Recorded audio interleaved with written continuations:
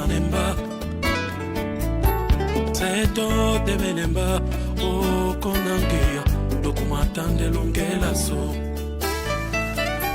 Yete namba Abodi bobe Telemba Olangwemba Seto janemba Otete nama komongo Oasatande longela so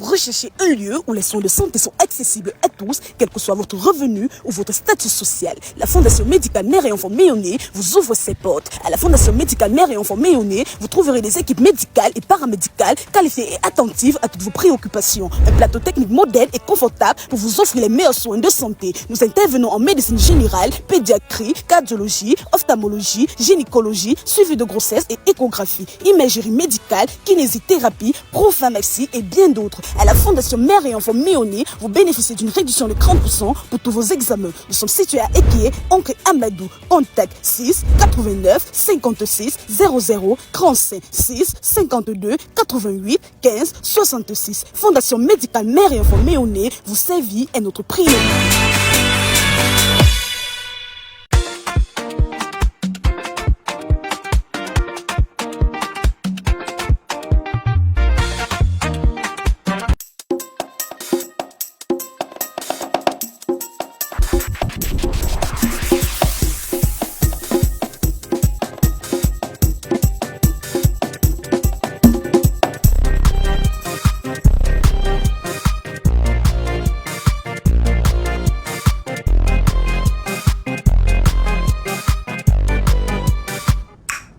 Achowe una salute my country people them. Welcome to Neo Tempera TV. My own name na White Chocolate. And I go say, pikin wey say mama no go sleep, that pikin too no go sleep. My country people them, I don't come today with another story. Yes, I don't come today with another story and a plenty story again. My country people them, we get like 4 story today. And we go start with this story where concern this incident wey happen for that side so for CCC for Douala about this woman wey he must rip for that side for Douala. My country people, after we will follow with the story about this president. Yes, this president for Burkina Faso wey they call he say President Ibrahim Traoré. My country people them, I will come with another story about this young girl wey they call her say Ebonibok Marie Ange, where we get some accident with Camtel moto. My country people them, I go end with the 4th story way, another one about this young girl for that side for Bumiebe where he must apply. That means he must rip because he go stay for Jumba house. Yes, my country people them, we go start with this story about this mama they call and say Mama Mani Kolo Tekle for that side so for Douala Scartier CCC where he must take his life. Wetin happen my country people them, according to my own ransom madam from left to right, it come from a notice say this woman so be don marry with this man for 19 going to 20 years and they get 3 pikin them because of constant violence. That means say this man the over knock this woman all time, the BBT, the matiti, then the man na irresponsible man. That one na tori wa don gather am from left to right about this woman, a problem. My country people, damn story for today about this woman. It's been a shocking story where all we will see am for outside for internet, we see am from left to right, we see as all things they go up and down for internet about this woman. My country people them, Mani Kolo Tekle na 40 years old woman wey don dey for my house for 20 years, but because of violence this woman decide for go. If e go so check e own say e don run na die, e no know say the die go come meet up for place wey e dey. My country people dem, e no know say the die go come meet up for place wey e dey. So wetin happen? This woman, according to my own ransayman dem, I hear say e don comot e marriage 3 months ago, go decide for do e own small business for some side, take care for e 3 pikin dem, because he be the complaint already say he must and dey take care for you, no dey wan take care for pikin dem, so he prefer for leave the marriage, go a different side, find own money. Unfortunately na so that master don come kpai, don come finish with him. Wetin happen na say his small sister wey he be dey inside the house that time wey him master wan cut he, the tori for outside inside some video say time wey him master wan cut he be first call na his small sister, salute his small sister 3 times. When his small sister salute him, after the master lift the small sister hand, move collapse for him back, one cut na his small sister now dodge, fall for down. Then he see as the big sister the one run, he tell big sister say sister oh run. Na so him master don collapse, cut his small sister wey the struggle for hold him master me not cut the big sister. That woman run so they go enter for some school for inside the quartier for that side, so for say enter for high for that school, but that man, that master, that criminal master follow you so they enter for that school, cut that woman so they that woman pie. That means say that master rip that woman like say if the cut na bushmeat. My country people, this one pass me oh. Wait till I fit talk na so me the soul of this woman rest in peace. Me the soul of Manin Kolo Tekle rest in peace. And say wait till I fit talk about this issue and say mo be very careful with the kind man picking the world stay with. Mo be very careful and mo be watchful. Mo the look and mo understand some kind talk them with the man picking them. Even when one common man picking, you not even supposed to tell you say one commode you. Even when you don't even come out your house, my sister them, we need for take care. We really need for take care because them on their outside. Yes, my country people, may the soul of Manin Kolo Tekle rest in peace. My country people then will become so for the about this one president way they call it say President Ibrahim Traoré for that side. So for Burkina Faso, yes, wetin happen for that side? This one a happy news, maybe sad news. This one a news way this where they come for that side. According to my ransayman, there said the President Ibrahim Traoré don't spend almost 10 billion for bring new GL30 wagons and for inside the country. That's not train where go help them for transportation, for urban and international transportation. My country people them maybe good news that na good news because it not only bring this wagon them, it don't promise the community, it don't promise the population say it the plan for bring like 200 wagons inside country. It the plan for bring like 200 wagons inside country. That one a really happy news for that community, for that country people them. My country people them will just pray say one day we fit get this kind of opportunity too for our country, because with all this kind of wagon there, transportation will be very easy from one country to another. My country people them wait till I fit talk for President Ibrahim and say good work for his side and good continuation. My country people them at the council with this problem for this young girl all una see online all these days them. This girl post video where it bleed from his eye, ear and his mouth, even his nose. My country people them what it happen? According to Hansi man the one take am from left to right, I hear say this girl be get some accident last year when a motor for some company put it for down. This company Jamie, then because of the accident, this girl don dey indoors, he no dey take good treatment because this company be just give some small document where if you go for some small hospital, they take small treatment. But that paper, that document, no for fit help the girl for good treatment. So this girl say since that time we get that accident, he need to sleep. He don't know whether he go sleep, so the next day he go wake up from his bed. So he don't wake up the other day, he notice and say blood dey come out for his ear, for his mouth, even for his nose. My country people, terrible thing. Myself, I never ever see that kind of thing. When I see that video them online, I check my own say na AI, I check my own say na makeup. My country people them, but unfortunately this thing be na true one. So this girl can delay complaint say yes, he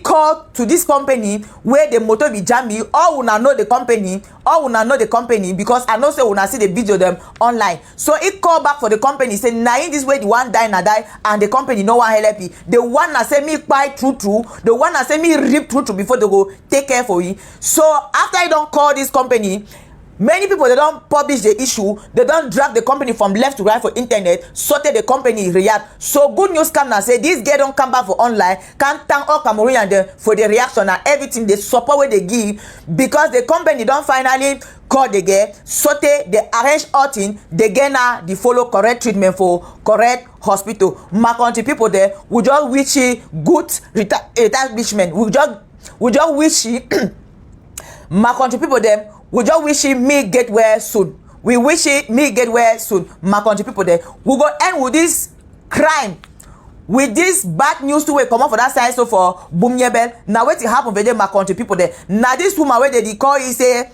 14 Libon Etame. 14 Libon Etame now some young woman where now girl for a day na girl for a day but he married the stay na for Bumyebel. He stay for Bumyebel with massa and yeah he get 5 pikin them.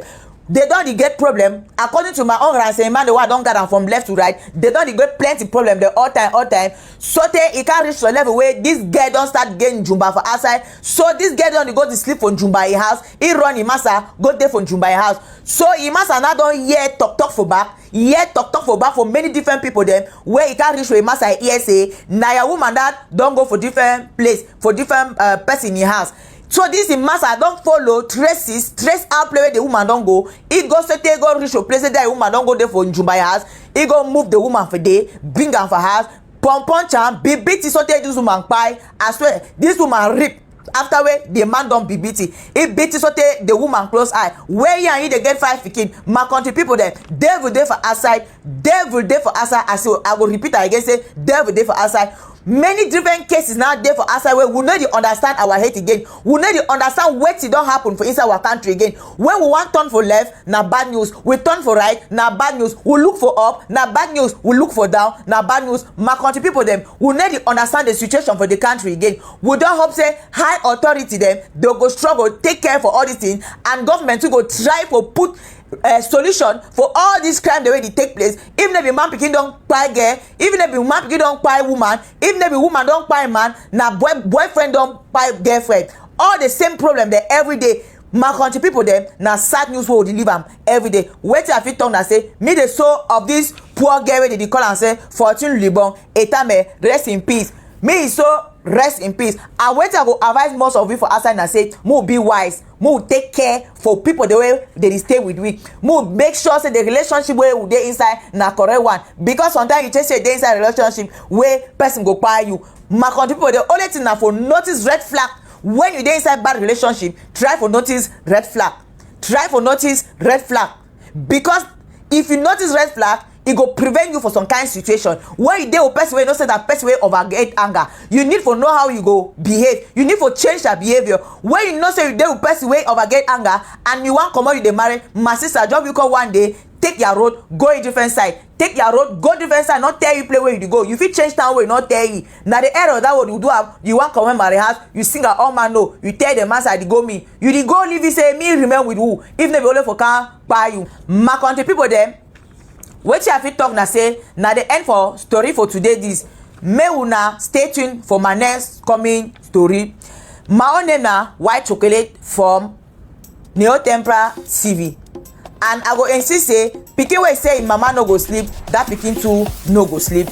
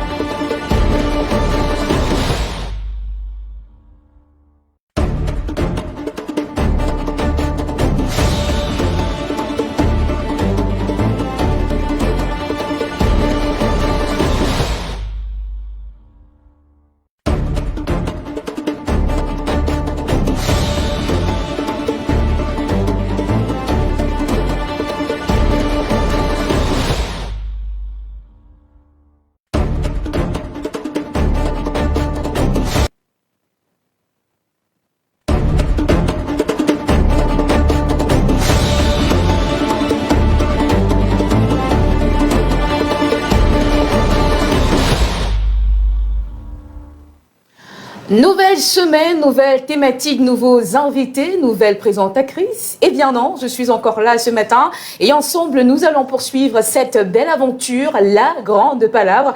Bienvenue à tous en espérant justement que vous avez passé un excellent week-end. Pour ma part, je vais très bien et je suis toujours au taquet et en forme pour vous servir. Et c'est du lundi au vendredi entre 10h et 12h. C'est ici même que nous refaisons justement l'actualité à notre manière. Les meilleurs commentaires, les meilleurs décryptage, c'est ici. Chers téléspectateurs, pour ce lundi, nous avons décidé de mettre sur la table des discussions une problématique qui est toujours à l'origine des conflits familiaux. Et si je vous disais donc la diaspora, oui, mais on ne va pas seulement s'intéresser à cette diaspora, on va également parler des familles restées au pays. On parle ici de silence, de ce fardeau silencieux ou encore de cette banque familiale. Et puis cette thématique diaspora et famille au pays, banque familiale ou fardeau silencieux, c'est donc notre thématique. Mais vous connaissez, chers téléspectateurs, pour les anciens et pour les nouveaux, tout à l'heure on va écouter la sagesse du jour parce que vous devez également vous informer. Je vous accompagne en kiosque pour découvrir la quintessence des informations parues en kiosque ce lundi, mais aussi cette rubrique ce qui marche ou ce qui est à refaire. Vous allez découvrir les détails dans un court instant. Mes invités ne le savent pas. Pour ceux qui sont là pour la toute première fois, eh bien ils sont en compétition et ce sera à vous de les départager pour qu'on découvre vendredi prochain qui sera donc l'invité de la semaine. Et parlant justement des invités, ils sont déjà confortablement installés sur le plateau de la grande palabre. On va dire bonjour et bienvenue à Martial Zouamanga. Vous êtes donc acteur de la société civile, opérateur en développement local, consultant dans les ONG. Vous encadrez aussi les jeunes dans les questions d'entrepreneuriat. Ça fait beaucoup pour une même personne. Bonjour et bienvenue. Bonjour. Claudia. Claudia, oui. Bonjour à tous les co-panélistes de ce matin. Bonjour à tous les téléspectateurs de NTV. C'est un plaisir pour moi d'entrer dans ce beau studio de cette télé que je découvre, du moins physiquement, je découvre ces locaux pour la première fois. J'ai vu les affiches lors du lancement. Oui. Quelques amis à moi ont partagé et je suis heureux d'être là ce matin pour donner ma modeste contribution dans ce thème qui est très important vu le contexte économique du pays à l'heure actuelle. D'accord, acteur de la société civile, opérateur en développement local, ça fait beaucoup de casquettes pour une même personne. Comment vous arrivez à pallier cela au quotidien? C'est des activités qui alternent, c'est-à-dire que je ne peux pas tout faire à la fois. C'est-à-dire qu'il y a quelques moments où je fais des activités liées à la société civile, d'autres moments où je fais des activités liées au développement local et dans quelques moments aussi, dans quelques instants, du moins à certains moments, parce que si je dis dans quelques instants, on a l'impression que l'activité va se mener juste dans les minutes qui suivent. Donc il y a certains moments où j'encadre aussi la jeunesse. Oui. Donc c'est un peu ça. Alors est-ce que j'ai la casquette d'une femme qui peut être entrepreneur, vraiment, dans une lecture profonde de ma Entrepreneur, ce n'est pas sorcier, si je peux dire ça ainsi. Pour parler comme Jamy, ce n'est pas sorcier. C'est juste cette initiative. La première chose pour faire de l'entrepreneuriat, c'est qu'il faut de la volonté, il faut de la détermination. Oui. Toute personne qui a déjà un certain minimum de volonté et de détermination peut se lancer dans l'entrepreneuriat. Maintenant, en fonction des activités spécifiques qu'on veut mener, il y a des compétences qu'on doit donc, je peux dire, parfaire, parce que chacun est avec un certain nombre de dispositions ou de prédispositions pour mener un certain type d'activité. Maintenant, il faut se rassurer que ces dispositions ou prédispositions sont en adéquation avec le type d'activité qu'on veut mener. Et notre travail à notre niveau en tant qu'encadreur jeune, c'est de vérifier que les canons de différentes activités, tant du point de vue de la compétence au sens purement technique que du point de vue légal, sont respectés par cette jeunesse qui désire donc entreprendre, qui désire donc connaître un essor économique meilleur. D'accord, merci. C'est pas aussi aujourd'hui l'occasion de faire le cours, mais bon, il fallait quand même faire cette précision. On va également dire bonjour à Pierre Bireniemec qui est sur ce plateau. Bonjour, merci de m'accueillir sur votre plateau. Je suis heureux d'être là. Oui. Bonjour également à Georges Parfait-Oundi, vous êtes journaliste et c'est un plaisir de vous recevoir ce matin. Bonjour Claudia, bonjour à vos nombreux téléspectateurs et à tous les membres de ce prestigieux panel. J'espère que vous n'êtes pas grippé comme moi. Hein? Non, je ne suis pas grippé, c'était juste, on dit un chat dans la gorge. D'accord, ok. Alors, le professeur Jean Bayebec est également sur le plateau de la Grande Palabre, c'est un plaisir de vous recevoir. Plaisir à partager, Claudia. Oui. d'autant plus que le thème est important. Oui. Le thème est important parce que la diaspora, que je salue ici, doit comprendre qu'elle est très importante pour notre pays et elle fait déjà beaucoup. Elle doit savoir que au moins une partie du pays, nous on est conscients de leur rôle. On a vu le rôle qu'ils ont joué aux élections présidentielles qui viennent de se passer. Ils ont un rôle déterminant. En quelques temps, c'est eux. Hein. Oui. En quelques temps, avec l'intelligence artificielle, avec leur expérience, avec leur volonté, ils ont transformé, en fait, Chiroma arrive au point où il est arrivé parce qu'il a deux piliers. Il y avait le pilier de l'Union pour le changement et il y avait le pilier de la diaspora. D'accord. Ils ont joué un rôle extrêmement important et je crois que le thème aussi est important. Maintenant, il n'y a pas que la politique. On peut aussi changer notre pays par l'économie, par les affaires, par le comportement humain.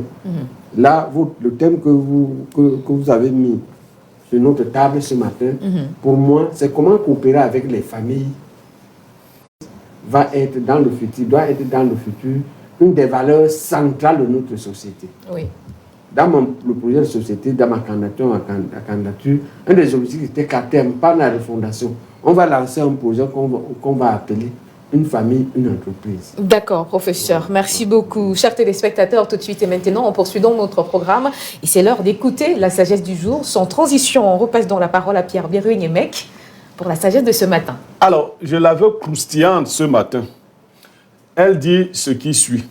Celui qui remplit son assiette sans se soucier des regards ne doit pas non plus se soucier des regards quand il cherchera le chemin des toilettes. C'est vrai que moi, je n'ai vraiment pas compris le fond de cette sagesse. On a besoin de plus d'explications. Je reprends d'abord. Celui qui remplit son assiette sans se soucier des regards ne doit pas non plus se soucier des regards quand il cherchera le chemin des toilettes. Ça veut dire si vous mangez de manière gloutonne, sans vous soucier qu'on vous voit manger beaucoup, vous allez être obligé de rejeter aussi. Ah oui. Mais vous voyez, en général, on a honte quand il faut demander les toilettes. C'est une image. Mais on n'a pas honte quand on remplit beaucoup son plat. C'est une invite à la tempérance. C'est une condamnation de la gourmandise. Voilà, on condamne la gourmandise sous pas seulement la gourmandise de la nourriture. Il y a même la gourmandise du bien public. C'est-à-dire que quand tu voles l'argent de l'État, tu n'as pas honte. Quand l'épervier te cherche, Tu veux te cacher. quand on t'invite au TCS, vous voyez, là la honte vient. Celui qui remplit son assiette de manière gloutonne, en ce moment-là, il ne se soucie pas. Et vous pouvez le voir dans les fêtes. Hein. Il y a des individus, ils traversent avec son assiette, tous les regards sont portés.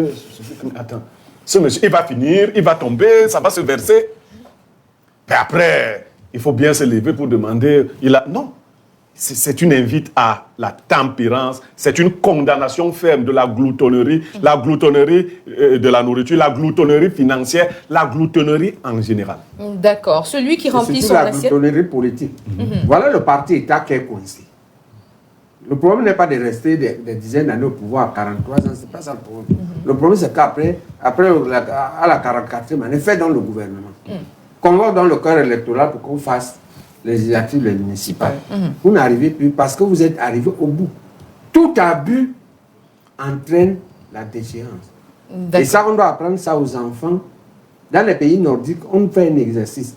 On apprend aux enfants à résister devant le chocolat. Le chocolat, ils savent que c'est sucré, mais ils sentent l'odeur. Tout le monde veut manger. Oui. Ce qu'on fait, on pose le chocolat toute la matinée.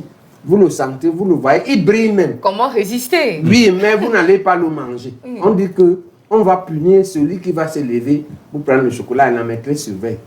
On vous apprend, il faut résister devant tout. D'accord. Il faut résister devant tous les plaisirs de la vie.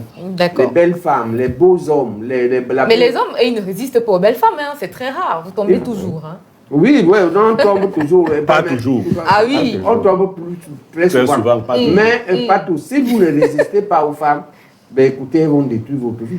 D'accord. Celui qui remplit son assiette sans se soucier des regards ne doit pas non plus se soucier des regards quand il cherchera le chemin des toilettes. C'était donc la sagesse du jour. Tout de suite et maintenant, on repart en transition. On revient tout juste derrière pour la revue de presse. À tout de suite.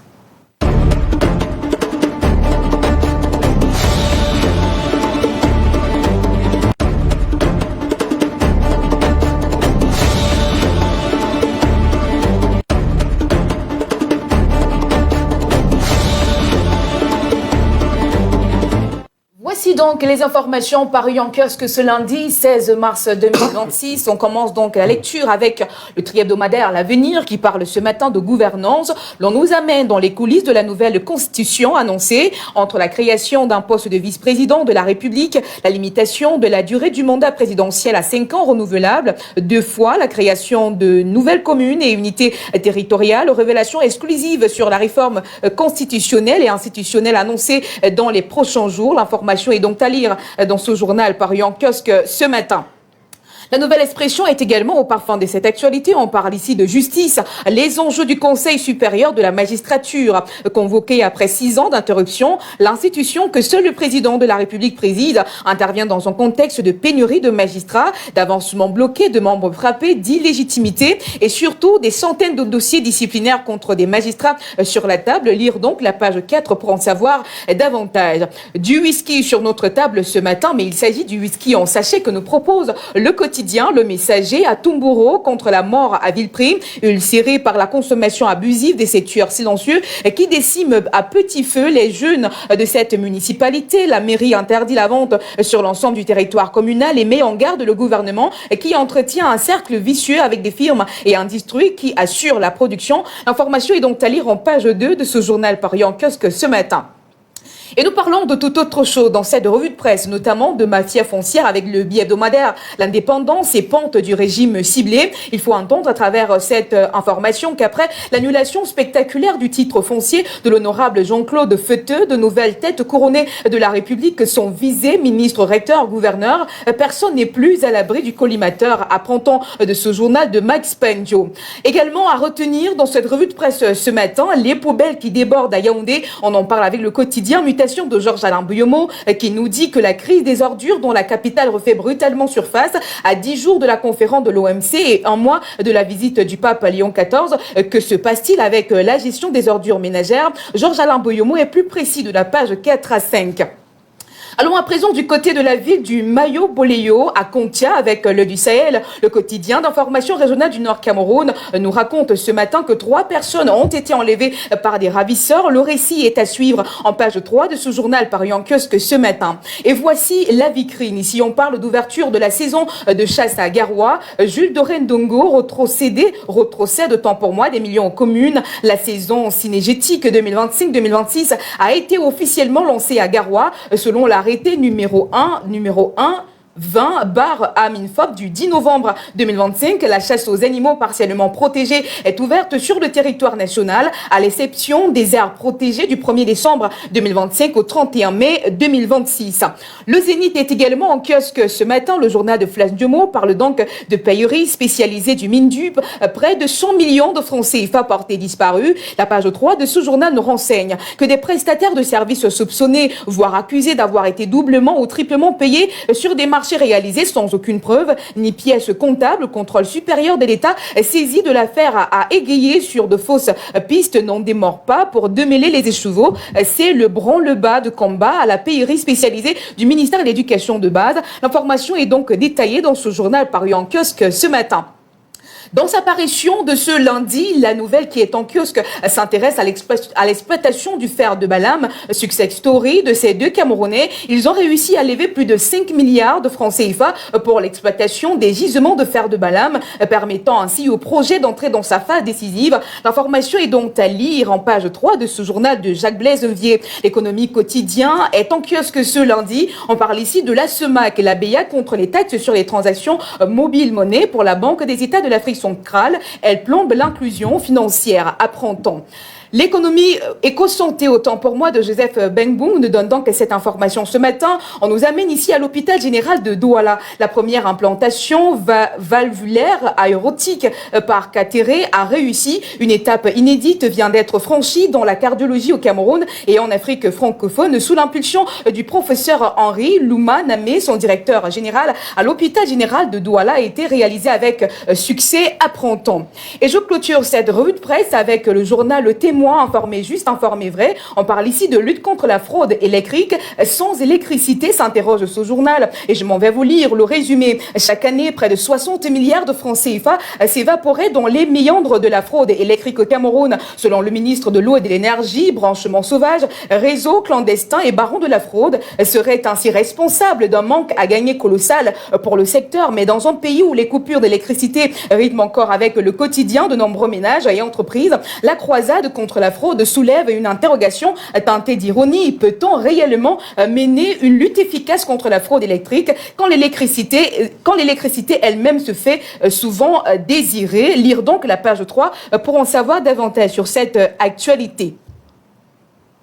Voilà donc ce qu'il fallait retenir globalement des informations parues en kiosque ce matin. Chers invités, je vous propose de revenir justement sur quelques informations, notamment le whisky en sachet, la ville de Tumboro contre la mort à vil prix, mais également la situation des poubelles qui débordent dans la ville de Yaoundé. Et puis enfin, on va mettre un mot sur cette actualité que nous révèle le témoin, lutte contre la fraude électrique sans électricité. On va justement commencer avec ce journal, le témoin, et puis je m'en vais justement vous poser cette question, Monsieur Zouamanga. On parle donc des coupures intempestives au Cameroun. Le ministre de l'Eau et de l'Énergie qui est en train donc de faire un bras de fer justement contre ces branchements sauvages, réseaux clandestins et surtout ces barons de la fraude qui seraient donc ainsi responsables de ce manque à gagner colossal pour notre pays. Quelle est votre lecture globale sur la situation de l'électricité au Cameroun? Vous savez, nous sommes encore dans une situation en déficit. Nous sommes au Cameroun. La demande en énergie électrique est encore supérieure à l'offre, ce qui crée différents désagréments. Et vous savez qu'aujourd'hui, avec l'humour camerounais, il y a toute une page sur Facebook, pour ceux qui sont sur les réseaux sociaux, où il y a une page d'humour appelée Eneo officiel, où il y a des punchlines là-bas, il y a des mèmes qui sont... Bref, sans vouloir entrer dans des polémiques de quartier, nous devons comprendre qu'actuellement, le Cameroun a grandement besoin d'énergie. Et la première chose qu'il faut savoir, c'est que lorsqu'on parle des fraudes en matière d'électricité et lorsqu'on avance des chiffres énormes comme 60 milliards, ce n'est pas le petit Camerounais qui crée des déficits de cette nature. Ce sont les grandes entreprises, ce sont les grandes succursales en complicité avec certains responsables de ces compagnies-là qui sont les auteurs de ces fraudes-là.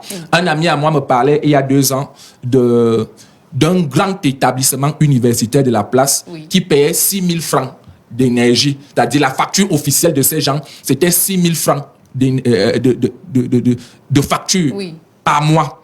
Donc, vous comprenez que pour atteindre un déficit aussi colossal que celui-là, il faut qu'il y ait des grands acteurs en jeu. Juste en comparaison, juste pour que certaines personnes comprennent ce que je veux dire. Vous savez qu'actuellement, la société qu'on appelle à l'UQAM ne peut pas connaître une expansion véritable parce que à l'UQAM, cette société-là, à elle seule, pourrait consommer la quasi-totalité de l'énergie qu'un barrage produit. C'est donc dit qu'à un moment donné, lorsqu'on va entrer dans des enquêtes profondes, on va se rendre compte que le déficit en question n'est pas le fait d'une famille qui consomme à peine 50 watts ou 100 watts par mois. 100 kilowatts, je veux dire, 50 ou 100 kilowatts. Déjà que pour consommer 100 kilowatts par mois, il faut vraiment être un foyer assez bien équipé. Il faut avoir un téléviseur, il faut avoir un congélateur et parfois même une clim.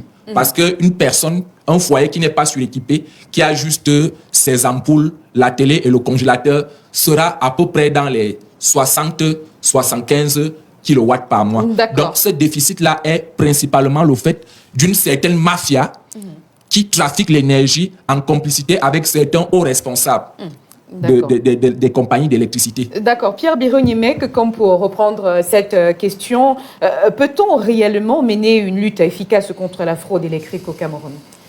Bon, au Cameroun, on veut gérer les problèmes sectoriels. C'est le professeur Baebe qui m'a dit que c'est général. La fraude de l'électricité, de la consommation en électricité, n'est qu'un épiphénomène. Il faut même dire que l'État la favorise dans certains secteurs, j'en suis témoin. Étudiants, quand nous étions étudiants, ce n'est pas une affaire d'hier, hein. J'ai été étudiant il y a une trentaine d'années. Les étudiants ne payaient pas l'électricité à Guayaquil. Nous utilisions les plaques chauffantes. Ça alors. Oui, tout le monde. Et c'est à cette époque que moi-même j'ai appris à monter sur le poteau. Nous étions tous des électriciens. J'ai d'ailleurs un voisin qui est professeur, il est professeur plein, professeur, au département de physique, je ne vais pas donner plus. Lui et moi j'étais philosophe, mais nous avions des débats graves sur comment connecter la minicité. Lui disait qu'il fallait 2 phases.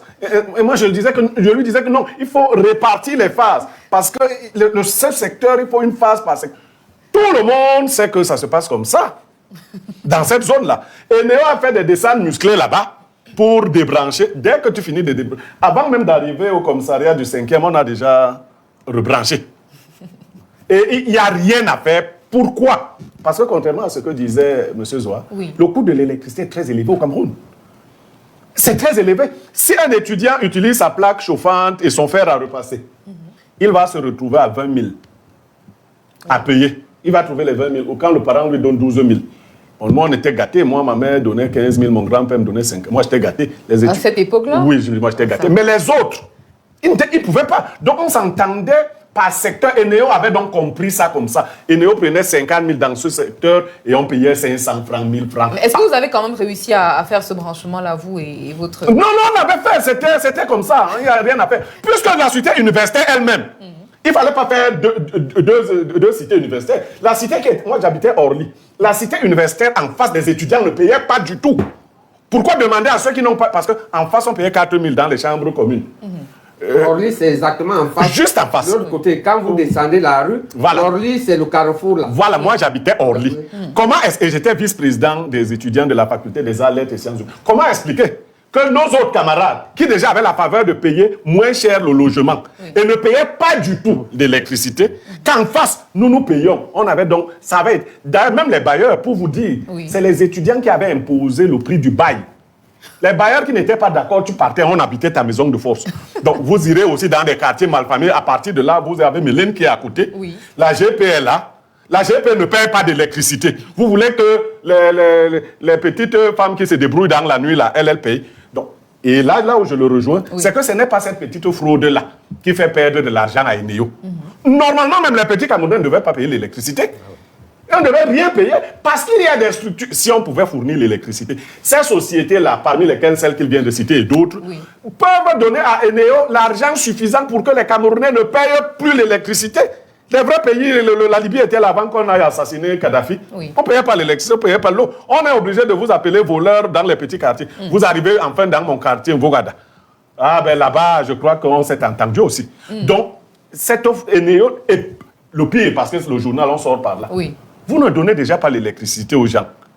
Quand vous la donnez, vous venez exiger, vous venez parler. C'est pour ça qu'on bastonne, je n'approuve pas, mais on bastonne les gars des Néo, parce que tu trouves que quelqu'un a perdu sa provision dans le congélateur, et il voit quelqu'un des Néo qui vient là, on a dit que... Non, je leur dis souvent, il faut éviter les quartiers malfamés là. Voilà.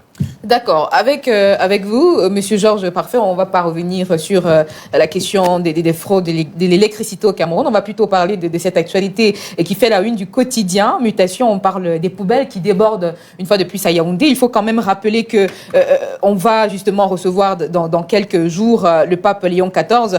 Georges Alain Boyomo nous fait également dire ici qu'on aura donc la conférence de l'OMC qui va se tenir dans quelques jours également. Alors, cette situation des poubelles, on pensait qu'on avait déjà tourné la page, mais finalement, rebelote.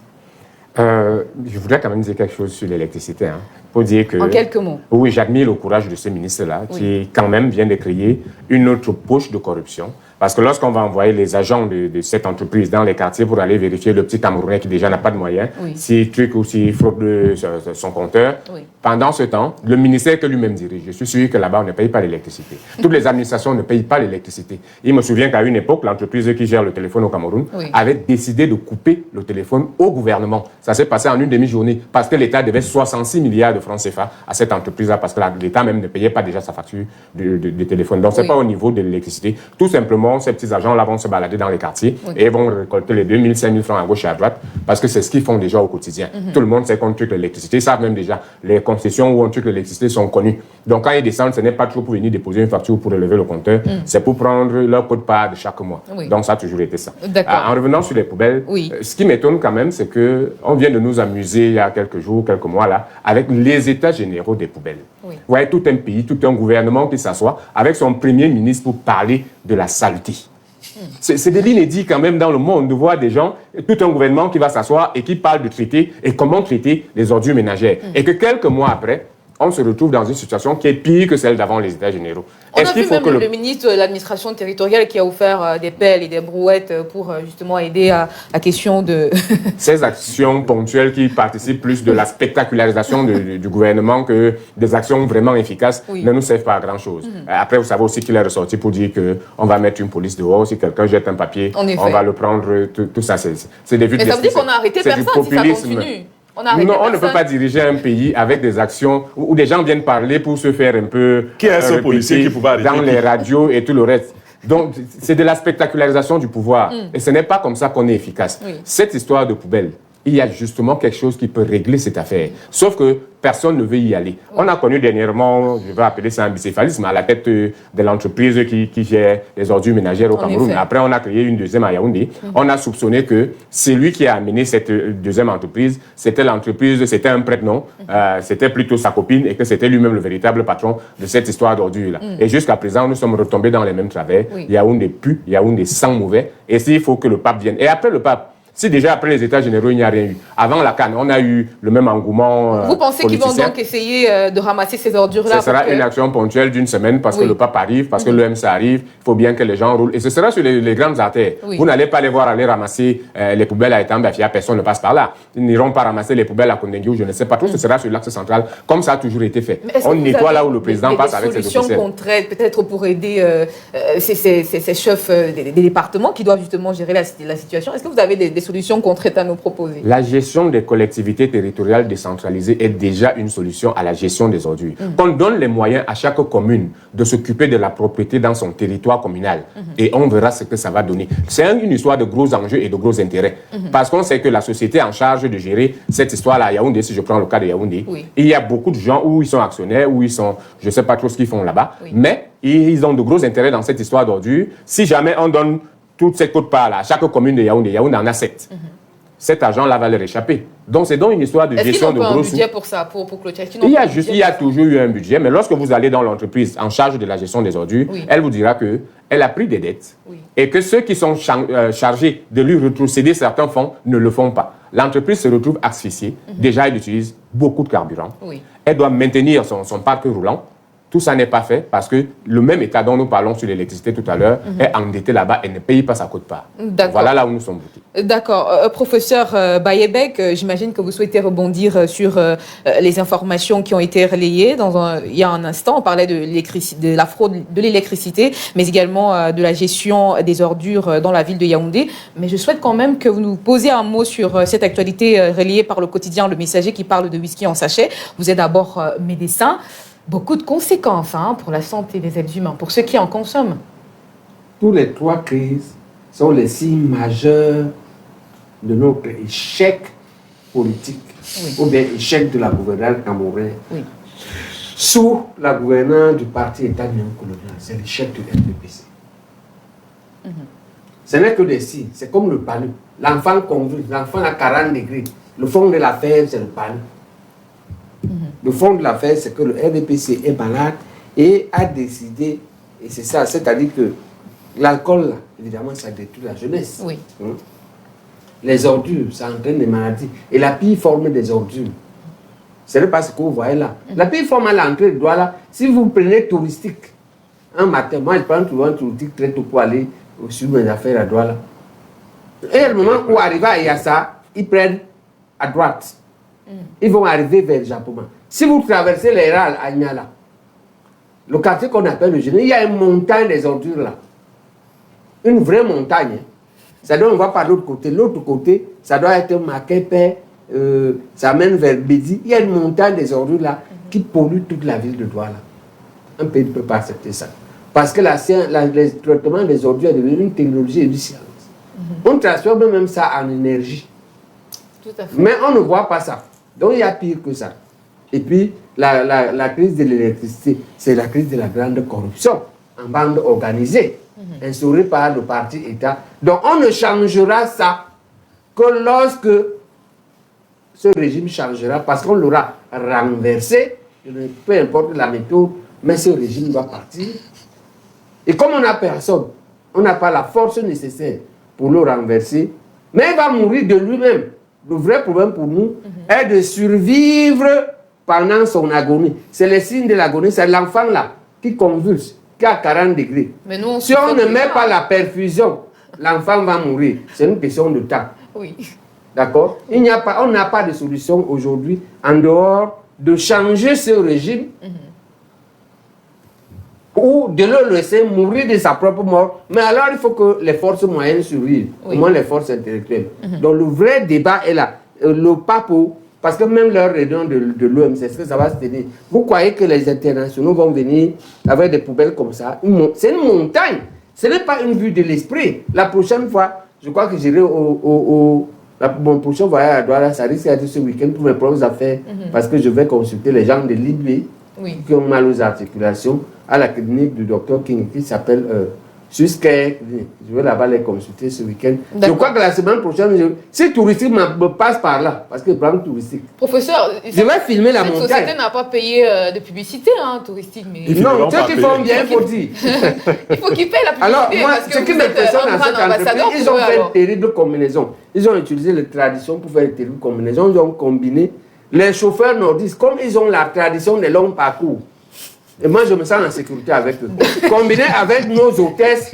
Ils sont devenus un communicateur. Vous êtes en train de communiquer pour touristique. Non, mais ils font bien. Ceux qui font bien. Non, mais s'ils font bien, ils n'ont qu'à venir ici. Nous, on va se charger de communiquer pour eux. Le problème avec un consultant. Moi, je dis ceux qui font des touristiques fait bien. Désormais, un touristique va nous donner des voyages gratuits. Qui est pratiquement ethnique. Parce que tous, je les ai dans mon téléphone, les Oumarou, les Abdullah, tous sont les nordistes. C'est une entreprise ethnique, mais qui fait bien. Ils sont capables de nous prendre à 3h du matin à Yaoundé et nous déposer en toute sécurité à 7h. C'est pour un entrepreneur en herbe comme moi. Je pense et ça fait que je vais voir mes malades à Limbe. Je donne des rendez-vous à 11h que je vais tenir. Je pense que rien que pour aujourd'hui, je pense que Touristique aura au moins 1000 clients parce que ce que vous faites, c'est vraiment du bon travail. Voilà, merci les gars Wajax, avec nos orchestres, nos sœurs, mes filles. Elles sont belles alors? Non, mais elles ne sont pas musulmanes. On a combiné les chrétiennes, tu sais que nous on est un peu extravagants en tenue et tout, ok, avec les musulmans apparemment pieux. Parce qu'ils sont rigoureux. Tu vois que ça, c'est les bons musulmans. D'accord, c'est quand je vous dis mon ressenti. Et je peux parler avec plaisir d'une entreprise comme ça, parce que on a combien d'entreprises qui nous rendent satisfaction comme ça. Là, l'État n'est pas capable de nous faire respecter un rendez-vous entrepreneur à Yaoundé. Tu prends des rendez-vous à 8h à Douala, il n'y a que touristique. Professeur, on vous a compris. On va y aller en transition, je vous en prie, c'est terminé pour les commentaires, la revue de presse. On va y aller en transition. On revient pour notre rubrique consacrée à ce qui marche ou ce qui est à refaire dans notre pays. À tout de suite.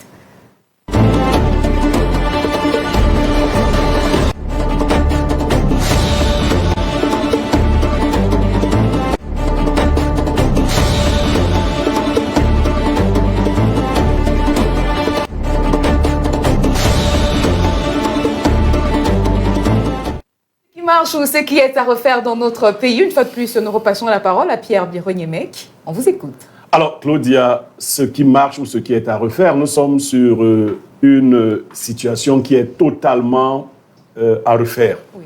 C'est ce qu'on appelle les cours de mise à niveau dans nos établissements. Mais alors, depuis l'école primaire jusqu'au collège, au lycée, les promoteurs des établissements privés davantage ont instauré, mais même dans les établissements publics, mais davantage dans les établissements privés, on a instauré les cours de mise à niveau. Mais qu'est-ce qui dérange dans cette affaire? C'est que vous venez, on vous donne une fiche pour payer la scolarité, vous payez tout ce qu'il y a à payer, on ne vous signale pas des cours de mise à niveau. Par la suite, on dit aux élèves qu'il y a des cours de mise à niveau, ce qui n'est pas mauvais. Mais ces cours de mise à niveau ne sont pas facultatifs. Ils sont obligatoires, au point qu'on mette des enfants dehors pour non-paiement des frais de cours de mise à niveau. Vous envoyez votre enfant à l'école, il vous revient, ou vous le trouvez hors de la salle de classe, parce qu'il n'a pas payé les frais de cours de mise à niveau. Moi, je suis enseignant à la base. Je crois que dans le petit débat, le petit échange qu'on aura, je vais expliquer pourquoi c'est une véritable fourberie, une véritable arnaque. Quand vous êtes enseignant d'une classe, comment vous faites pour ne pas donner ce qui est nécessaire à vos élèves pour qu'ils comprennent et réussissent? Et dans la même classe, vous reprenez carrément toute la salle de classe en cours de mise à niveau et on paye à nouveau. Je sais que l'État fonctionne mal, mais est-ce que cela autorise chacun à créer son foyer de vol chez lui? Ça, c'est totalement à refaire. D'accord. Les cours de mise à niveau au Cameroun, on en parle donc dans le cadre de notre rubrique, ce qui marche ou ce qui est à refaire. Et c'est effectivement à refaire. Alors, Martial Zoua Manga, votre lecture sur cette dénonciation?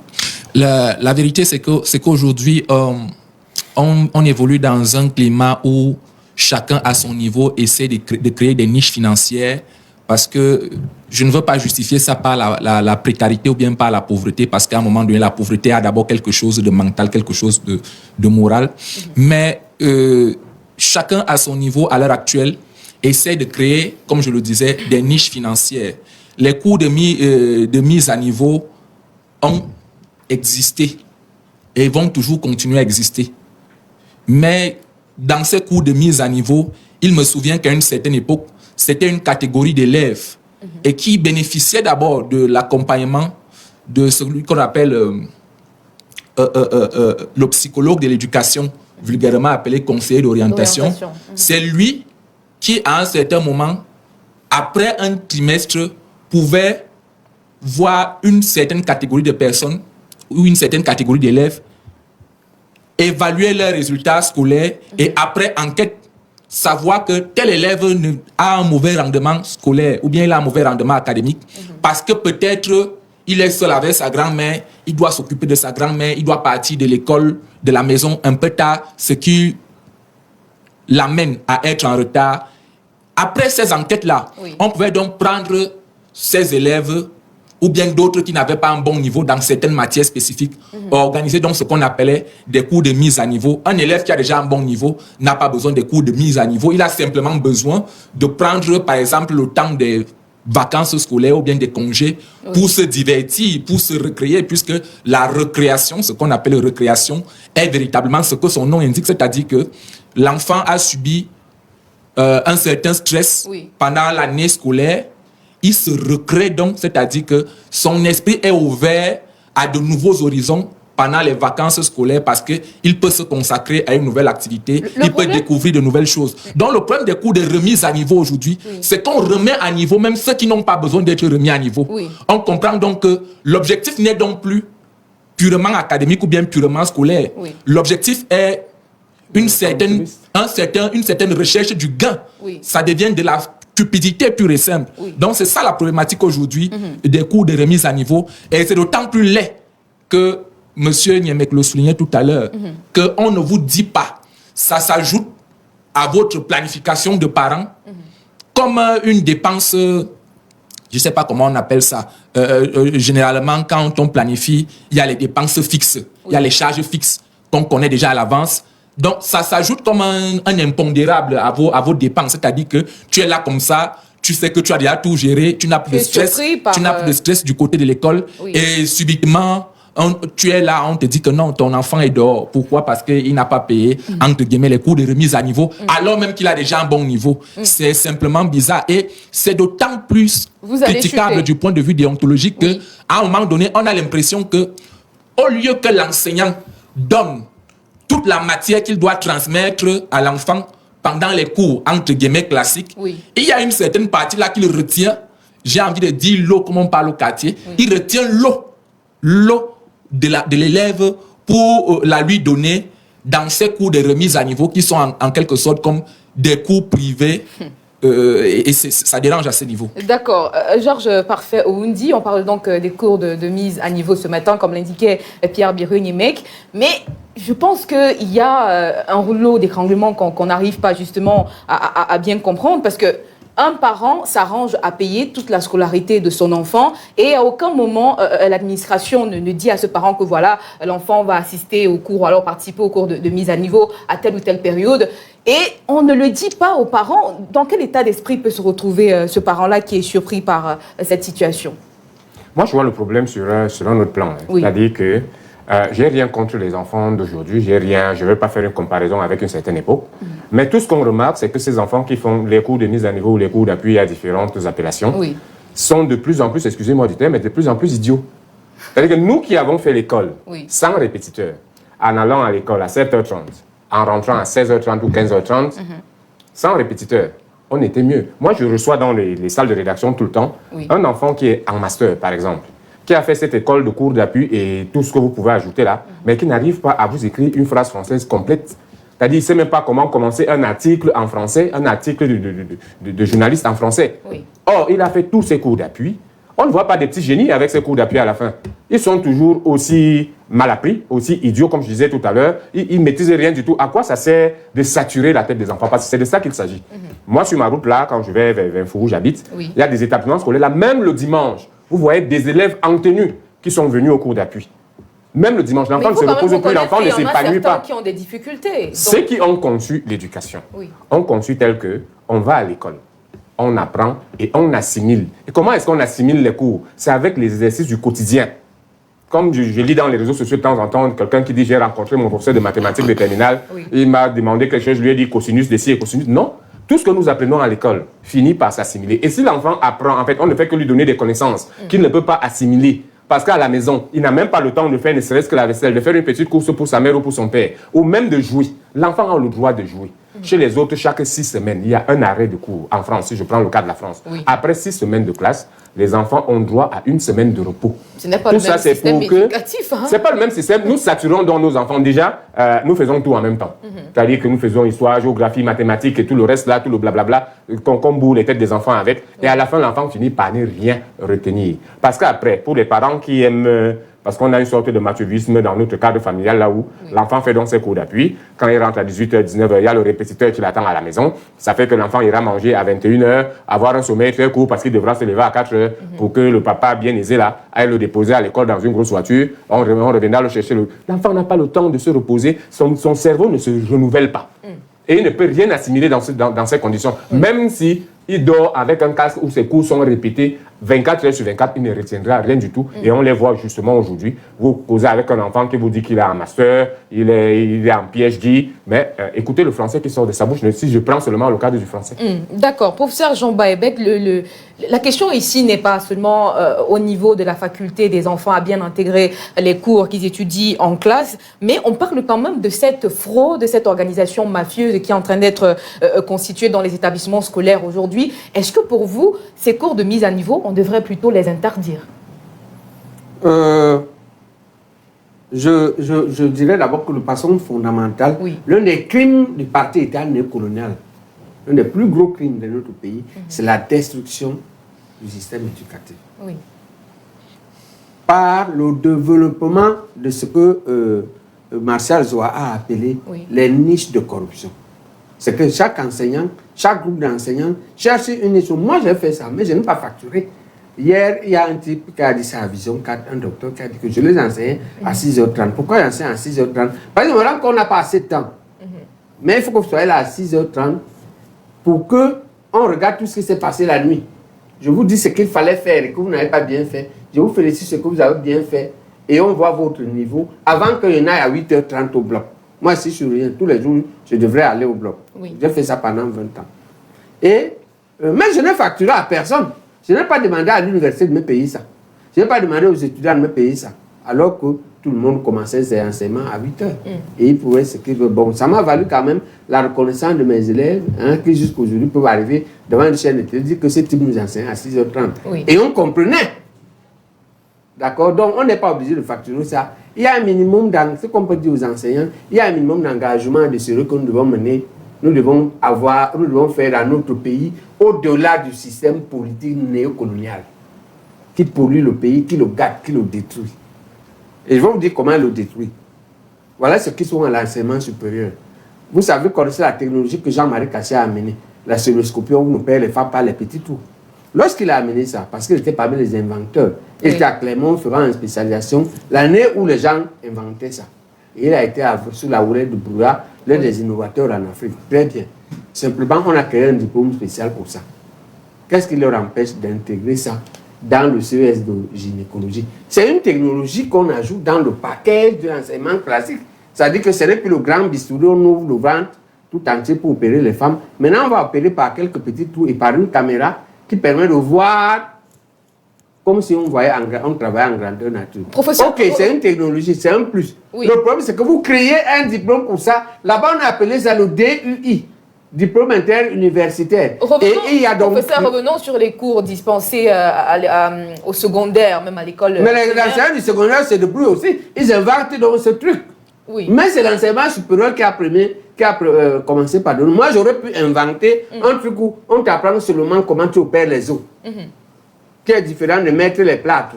Quand je suis rentré ensuite avec cette technologie-là, j'aurais pu créer un truc pour les articulations, ou un truc pour le genou, pour opérer le genou, un truc pour opérer la hanche. Je ne peux pas faire comme ça. Parce que je ne suis pas qu'un type qui veut de l'argent. Oui. Je suis un type aussi qui est idéologique, qui est dans son pays, qui est dans son peuple, qui est avec les siens. D'accord, Okay. professeur, on vous a compris. Alors, Pierre Blériot-Niemek, quand vous parlez donc de cette actualité ou alors de ce secteur d'activité qu'il faut refaire au Cameroun, d'habitude, quand quelqu'un crée, par exemple, son établissement, je pense qu'il a quand même envie de récupérer les bénéfices. Alors, est-ce que pour vous, les cours de mise à niveau doivent être gratuits dans les établissements ou ça ne devrait même pas exister? Bon, vous avez percé un abcès. Oui.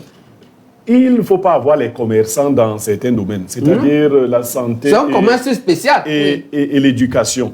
On ne crée pas un établissement pour s'enrichir. C'est ceux qui ont de grosses fortunes, donc qui veulent aider l'État, qui doivent prendre ces pans-là pour continuer d'aider l'État. Ils s'enrichissent déjà à part les pensions, du fait des pensions exorbitantes. Parce que vous savez jusqu'où on va maintenant, il y a des établissements où on paye 1 million. Il y a une blague sur Facebook, j'espère que quand l'enfant l'a fini, Même à la maternelle. quand il finit à la maternelle, on le prend directement au gouvernement. Donc vous voyez, après ça, on ajoute le transport des enfants, 20 000 par enfant par mois. Oui. Et c'est l'établissement qui a ça. Maintenant, les cours de remise ou de mise à niveau ou d'appui systématiques pour tous les élèves, sans tenir compte des particularités. Déjà, en tant qu'enseignant, je dis, ce n'est pas pragmatique. Vous ne pouvez pas avoir une classe de 50, les prendre dans des cours d'appui et vous occuper de manière efficace. Non. Vous voyez bien que le répétiteur à la maison n'a pas 50 personnes. Oui. Si on fait donc des cours d'appui, c'est pour cibler les problèmes spécifiques d'un apprenant. Ce n'est pas pour leur redonner un cours à tous. Mais là, si toute la salle de classe est nulle, qu'est-ce qu'on fait? Non. Là, c'est le spécialiste qui parle. D'accord. Ncha a des problèmes avec la conjugaison. On va cibler ces problèmes. Si vous revenez avec le cours entier, est-ce que vous résolvez les problèmes? Pourquoi mon père vient payer? Le père de Ncha paye pour qu'on fasse des cours d'appui. Mais on ne cible pas les problèmes spécifiques de Ncha. On reprend un cours général pour tout le monde. Donc c'est une arnaque. Le travail est mal fait. Et certains parents se trouvent, en dépit de ces cours de remise à niveau, obligés d'avoir encore des répétiteurs à la maison. Non. Quelqu'un l'a expliqué avant moi. Déjà, l'école ne nous enseigne plus grand-chose. Elle nous a bâtardis. Ce n'est pas les élèves qui sont devenus plus faibles, monsieur Oundi. Non. Est-ce que les enseignants eux-mêmes sont forts?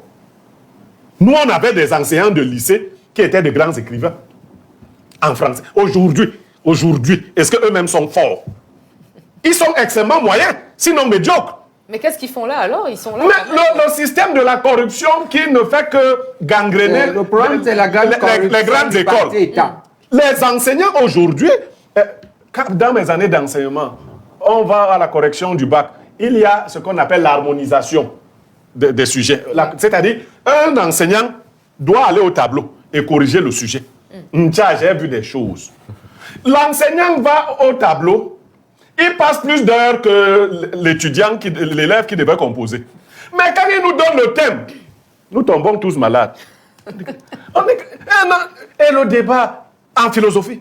Et le débat, non, et l'enseignant lui-même ne connaît pas.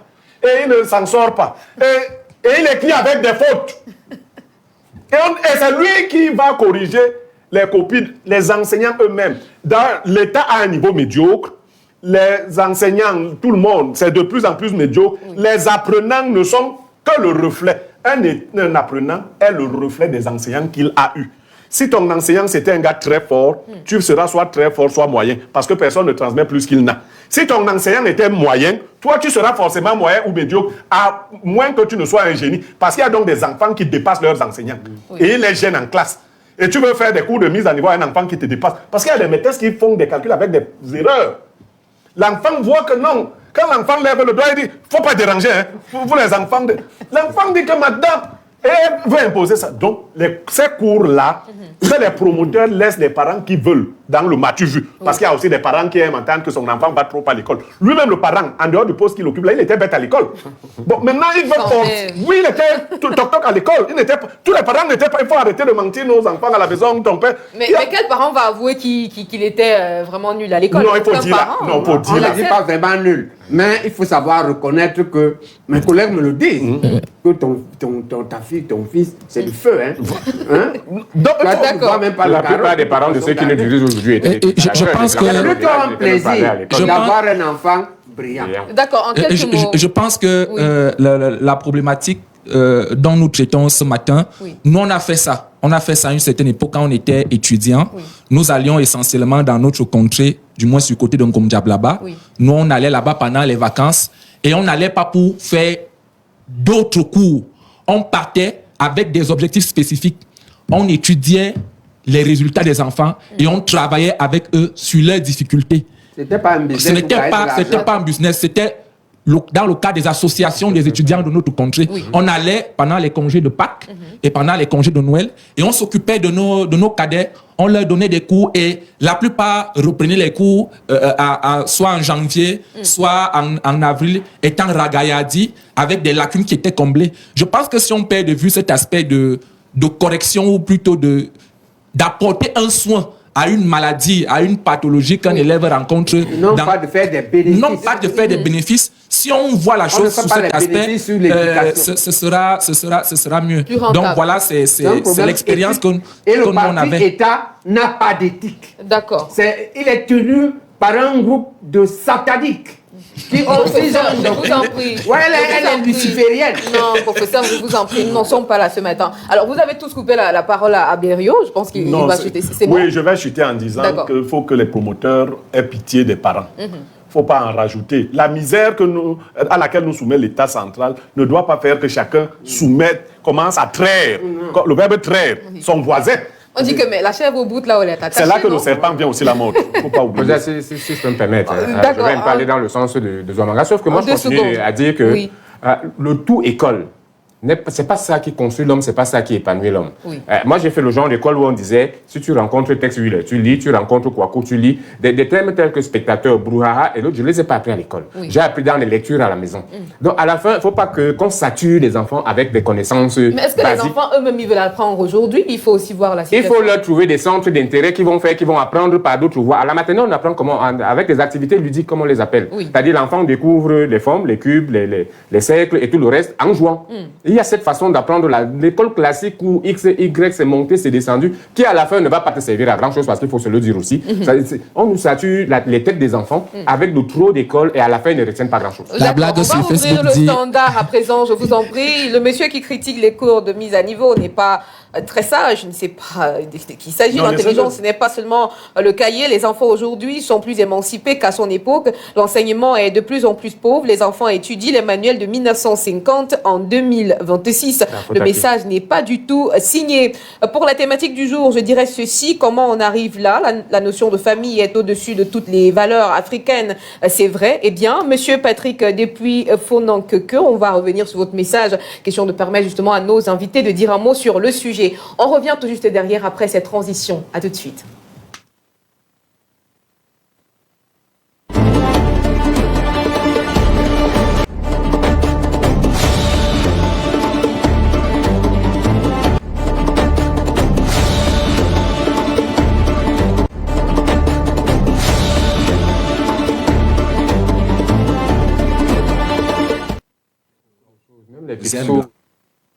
Nous sommes de retour sur le plateau de la Grande Palabre. La thématique va s'afficher au bas de votre petit écran. Le code d'accès y est déjà inscrit. Eh bien, n'hésitez surtout pas à nous envoyer vos messages. On parle aujourd'hui de la diaspora et famille au pays, banque familiale ou fardeau silencieux. Et comme je le disais à l'entame de cette émission, eh bien, il faut dire que nos frères et sœurs qui sont à l'étranger souffrent vraiment. Il faut dire que les pressions financières, franchement, n'en finissent plus. Et il faut dire que certains ne se plaignent pas. Ou alors d'autres aiment bien aider leur famille. Eh bien, on va donc interroger tous les aspects de cette thématique ce matin. Et je commence avec vous, Martial Zouamanga. Eh bien, quand une famille, autant pour moi, n'est-ce pas, crié du côté de la diaspora, est-il normal d'aider financièrement la famille qui est restée au pays? Oui, je dirais oui. Généralement, il faut nuancer le propos. Mais je dirais qu'un expatrié, qu'un fils, qu'un frère, qu'une sœur, qu'un parent qui se retrouve du côté de la diaspora aide la famille restée au pays, c'est tout à fait naturel. Oui. Pourquoi? Parce que généralement, ces frères, ces sœurs, ces fils, ces gens qui partent là-bas, généralement ne partent pas de leurs propres moyens. Oui. Souvent, il faut un effort familial pour que ces gens partent là-bas. Parfois, c'est des cotisations. Parfois, les uns et les autres se déploient autant qu'ils peuvent. Et il y a un effort collectif qui est fait pour les envoyer là-bas. Et quand la famille n'a pas cotisé et qu'il est parti avec ses propres moyens, qu'est-ce qu'on fait? Permettez-moi de poursuivre mon propos. Oui. C'est pour ça que j'ai dit qu'il faut nuancer le propos. Donc, la plupart du temps, ces frères, ces sœurs qui se retrouvent là-bas partent sur la base d'un effort familial. Parfois, c'est le père qui a déboursé, c'est la mère, c'est quelqu'un dans la famille qui a vraiment sorti. Parfois, on a vendu la maison ou le terrain. Parfois, on a vendu la maison ou le terrain pour qu'il ou elle se retrouve là-bas en hypothéquant même. Avec des risques d'hypothéquer, on dit vraiment cette année, si on va se concentrer, on va envoyer tel. On va se concentrer, on va envoyer tel.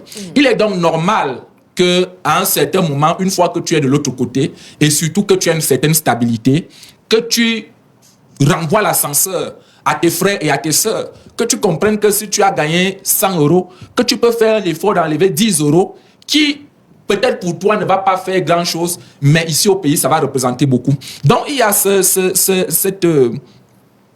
comment dirais-je, il y a cet aspect des choses-là qu'il faut considérer. Oui. Et quand bien même il n'aurait pas cotisé, quand bien même vous y seriez allé par vos propres moyens, la famille africaine vit essentiellement de solidarité.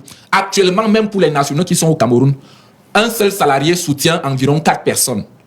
Même pour ceux qui sont ici au pays. Et ce n'est pas évident, hein, c'est pas facile. Ce n'est pas évident, mais vous devez comprendre que si vous avez un peu de ressources, ces ressources-là ne sont pas seulement destinées à vous, mais sont aussi destinées à l'épanouissement de la famille. Cependant, je ne suis pas en train d'encourager ce parasitisme-là, cette manie dont certaines personnes-là de se comporter en sensu, c'est-à-dire que vous allez sucer l'autre au point même de tuer l'autre. Quand un parasite veut tellement se nourrir, il finit par asphyxier l'autre et l'autre va mourir et lui-même aussi va mourir. Donc il y a ce truc-là. Il est donc normal que ceux qui ont un peu, qu'ils soient de la diaspora ou bien qu'ils soient au pays, qu'ils aident les autres et surtout qu'ils ne leur donnent pas seulement du poisson, mais qu'à un moment donné, ils se rassurent, qu'ils apprennent à pêcher et pour se décharger de ce fardeau. D'accord, c'est ce qu'on va retenir de vous pour votre première prise de parole sur notre thématique qui s'affiche d'ailleurs au bas de votre petit écran, diaspora et famille au pays, banque familiale ou fardeau silencieux. Je viens vers vous, à présent Pierre Bironiemec. Alors Martial Zouamanga disait tout à l'heure qu'il y a certaines personnes qui, lorsqu'ils vont à l'étranger, qui voyagent, la famille cotise, il y a un effort collectif. Est-ce que parce que la famille a cotisé pour votre voyage, vous n'avez pas le droit de dire non à une quelconque demande ou à une quelconque urgence familiale? Comment ça se passe en ce moment-là? Alors, Claudia, ce verbe, hein, il est bizarre, il faut bien l'utiliser souvent. Oui. On peut cotiser, mais on peut aussi se cotiser. La famille se cotise. Oui. Très bien. La famille se cotise donc, pour vous, ça veut dire que c'est le capital qu'on vous donne. Il faut un retour sur investissement. En effet. Non, attendez. Dans ma propre famille, ma maman, qui était une maîtresse d'école primaire, une institutrice, devait faire partie, mon cadet, aux États-Unis. Oui. C'était extrêmement lourd pour une femme qui gagnait ce qu'une institutrice peut gagner. La conséquence a été que les autres ont dû subir pendant 1 ou 2 années. Fort heureusement, ce cadet a aidé notre maman à obtenir les plus jeunes. Il a payé l'école de plusieurs. Mais il a eu la chance d'avoir une bonne situation de ce côté. Mais il arrive également que quelqu'un, par ses propres moyens, y parvienne, mais se souvienne que nous sommes du même sang. Il aidera les membres de la famille, il aidera les amis et autres. Mais là où votre question est très pertinente, est-ce que c'est un fardeau, vous avez dit un fardeau silencieux? Il y a des parents, que vous soyez là-bas ou ici, qui vous imposent des quêtes, des contributions au-delà de vos avoirs. C'est souvent les mamans. C'est-à-dire que votre maman ne veut pas savoir combien Claudia gagne. Mais elle a des besoins qui peuvent pousser Claudia à faire des bêtises. Quand tu es encore là-bas, donc elle multiplie sa fois-ci 157. C'est-à-dire que c'est l'euro. Elle se crée une vie. Il y a des mamans qui asphyxient leurs enfants. Ça, c'est pour les parents qui ont réussi à subjuguer l'inconscient de leurs enfants. Au point que quand ils demandent, on est obligé de donner. Je n'aime pas beaucoup donner mon exemple. Moi, je donne ce que je veux et personne ne demande plus. D'ailleurs, mes parents ne me demandent rien. Rien du tout. Je te donne à ma dose. Il n'y a aucune exigence que je ne sais pas. Ça veut dire quoi? Ils ont peur de vous, c'est ça? Non, je ne sais pas s'ils... non, c'est comme ça que moi je fonctionne. Je me suis fait à... C'est un leader. Je me suis fait à 80% moi-même. Oui. On ne m'a pas trouvé un emploi. On n'a pas cotisé pour que j'aille... D'ailleurs, ma mère voulait que j'aille en Europe, pour la petite histoire. Mais moi, j'étais déjà marié à 19 ans. Et elle avait fait le plan qu'il fallait que j'abandonne ma femme et l'enfant. Je lui ai dit non. Je reste avec ma femme. Elle a donc pris l'argent, là, elle a mis plutôt sur mon petit frère. Elle a dit que quelqu'un qui est marié à 19 ans, s'il a l'argent maintenant, c'est sa belle famille qui va beaucoup bouffer ça. Donc j'ai investi sur celui qui n'est pas marié. Oui. Donc elle a investi. Donc je suis donc en grande partie un self-made man. J'interviens pour mes parents, mais à ma dos, il n'y a pas un budget, il n'y a pas les lettres que si tu n'envoies pas, si tu ne donnes pas, ne fais pas ça. Et ça, il faut être... Maintenant, pour ceux qui ont été fabriqués de toutes pièces, il y en a même qui ont peur qu'on les mange à la sorcellerie. Parce qu'il y a des parents, après avoir mangé ton argent, te mangent toi-même. Je sors en vous disant que j'ai un cousin qui est venu au Cameroun, après avoir envoyé beaucoup d'argent pour qu'on construise sa maison. Sa mère et ses frères ont été dans la combine, on n'a pas construit la maison. Vous savez ce que ses frères ont fait? On l'a amené au chantier pour l'assassiner. Malheureusement, pour eux, c'est un gars qui... Bon, il m'a gardé une arme aussi. Donc, lui, il marchait donc depuis là-bas avec une arme blanche, très dangereuse, qu'il a appris à utiliser au Texas. Donc, quand il arrive au chantier, on l'amène dans un truc, un vieux truc. Dès qu'il me demande, mais c'est ici ma maison, ce que tu filmais, il voit deux gars qui sortent pour l'agresser. Il a sorti son bon coup. Il a poignardé le premier, le second a fui. Et c'est comme ça qu'il a été. C'est sa famille qui organisait cet assassinat pour qu'il ne revendique pas des dizaines de millions qu'il a envoyés. Je dis en complicité avec sa maman. Ils ont bouffé son argent, ils ont filmé les faux chantiers et lui ont envoyé les photos. Oh là là, quelle histoire, franchement. Oh là là. Alors, dès à présent, on va donc ouvrir le standard. On va donc lire votre message, Serge Patrick.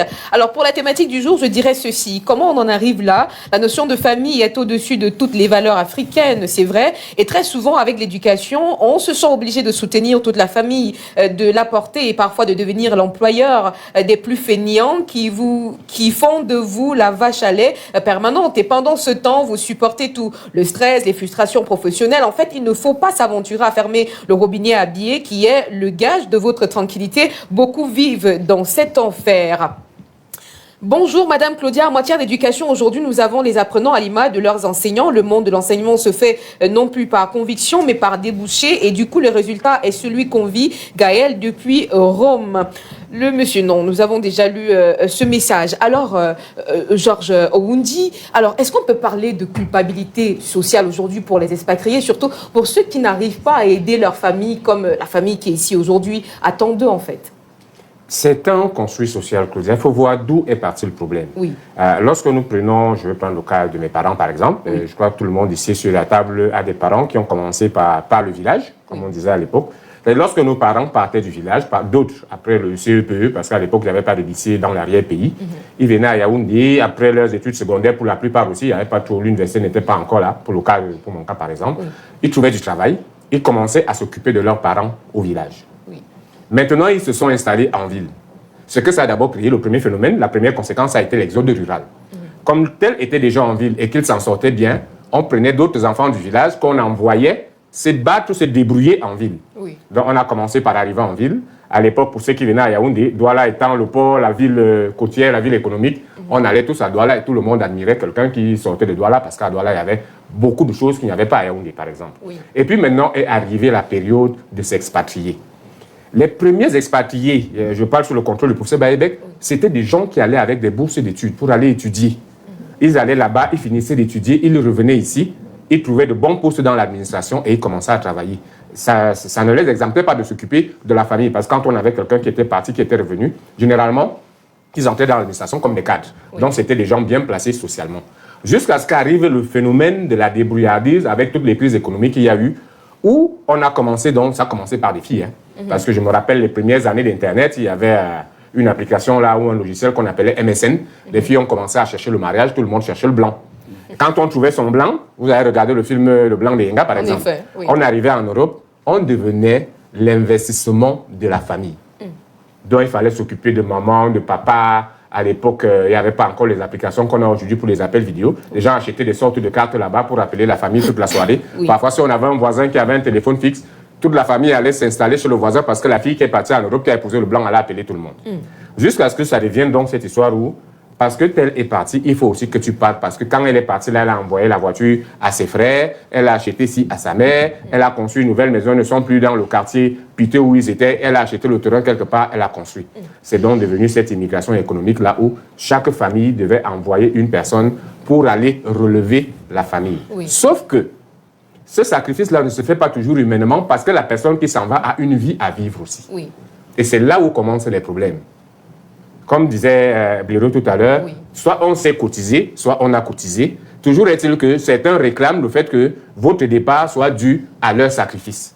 À partir de ce moment-là, les problèmes commencent parce que vous-même, vous ne vivez plus pour vous, vous vivez pour la communauté. Au point où, si par malheur, parce qu'il y en a d'autres qui sont revenus, soit exclus ou chassés de certains pays européens, Oui. lorsque vous arrivez ici, vous vous rendez compte parfois que ce que vous avez envoyé, d'autres ont trouvé des situations au moment où vous arrivez, vous êtes la risée de la famille. Tu étais là-bas, tu es revenu, tu n'as rien. Tu n'as rien fait. À se moquer. Alors que tu as passé tout ton temps sortant sous le froid à 4 h du matin, revenant parfois 2-3 boulots par jour. Lorsque tu te sacrifies à leur envoyer tout ce que tu peux envoyer, quand tu arrives ici, il n'y a aucune reconnaissance, il n'y a rien. Comme l'histoire que Bliro a racontée tout à l'heure, elle se compte par centaines ou par milliers même. Des gens qui ont envoyé de l'argent pour qu'on leur construise une maison, ils sont revenus et il n'y a pas de maison du tout. Il a envoyé une voiture. Lorsqu'il est ici, qui n'est plus à louer des voitures ou prendre des taxis, lorsqu'il arrive ici, parfois le frère, le petit frère, parfois même les parents ont vendu la voiture. D'autres même ont trouvé qu'on avait vendu leur maison. Est-ce que la famille qui reste ici au pays mesure véritablement les sacrifices que celui qui est à l'étranger peut faire pour faire survivre la famille? Les familles ne mesurent justement pas parce que la plupart, il faut situer les familles. Oui. Il y a des familles aisées qui envoient leurs enfants, d'autres pour des études, d'autres juste parce qu'ici, ils ne savent pas grand-chose, on l'envoie en villégiature là-bas. Même pour les Mais études, les familles des quartiers difficiles, parce que c'est de ça qu'il s'agit plus. Oui. Les familles des quartiers difficiles où parfois on a essayé d'acheter un concours, ça n'a pas donné, on finit donc par faire... Il y a même des familles qui financent même ces enfants qui prennent le désert. Là. On finance, on te donne les ressources, tu arrives, tu te débrouilles, tu traverses la Méditerranée et tu arrives. Oui. À partir de ce moment-là, si tu veux te construire ta propre vie, il faut déjà compter que tu vas te mettre tout le monde à dos. Parce que dès que tu arrives, le premier coup de fil que tu passes pour dire « je suis bien arrivé, je suis chez tel cousin, chez tel ami », à partir du même jour, le premier coup de fil, là, les gens te demandent déjà les téléphones au pays. Tu m'envoies le téléphone, tu m'envoies, chacun a déjà sa demande. C'est-à-dire, chacun a déjà fait son petit plan de vie sur toi, en t'oubliant toi-même. C'est-à-dire que toi, tu n'existes pas, tu existes désormais pour eux. Quelqu'un a parlé de vache à lait dans un message tout à l'heure, c'est même pire qu'une vache à lait. Tu deviens, je ne sais pas trop... le grand espoir de la famille. Il y a la pression d'envoyer à manger pour ceux qui sont en location ici, de payer le loyer. Après, l'autre exigence, c'est de faire monter les autres. D'accord. Tu dois déjà les nourrir ici. Après, il faut préparer leur départ. Ils commencent à trouver des créneaux où on te dit, on demande 5 millions là-bas pour que moi aussi je voyage et que je vienne comme toi. Toutes ces pressions-là font que, normalement, la diaspora, là, pour cette diaspora qui subit ce genre de pression, moi, je vais leur dire, vivez votre vie, faites votre vie. Et puis moi, du côté de ma mère, là-bas, chez les Yanda, on a l'habitude de dire, il n'y a pas deux terres. Oui. Si tu trouves même qu'on peut t'enterrer là-bas, on t'enterre. Parce que même en revenant ici, ils ne vont pas s'occuper de toi. Ah ça alors, ok. Alors, professeur Jean Baebek, alors quand tu es déjà à l'étranger, une fois que tu poses tes pieds dans un pays étranger, est-ce que ça veut dire que tu es déjà riche, que tu peux t'occuper de toute la famille, gérer toutes les urgences, cotiser pour le deuil, les mariages et tout? Quel est l'état d'esprit des familles qui restent ici au pays par rapport aux expatriés de leur famille? J'ose pas faire des choses qui me prennent à témoin. En réalité, je suis un modèle. Mais mon modèle est biaisé. Parce que c'est le modèle idéal. Moi, je suis allé étudier en Europe 2 fois. D'abord, je suis allé pour les études, c'était très clair. Je suis allé 2 fois. Je suis allé une fois en Suisse, pour longtemps, ça a duré plusieurs années. Et puis, je suis allé une fois en France, ça a duré 1 an. Ça devait durer 2 ans, c'est moi-même qui ai écouté, parce que ça semblait me perdre du temps. Dans les 2 cas, je pense que le problème fondamental, Ruda l'a bien posé, c'est le problème de l'abus du principe de la solidarité familiale.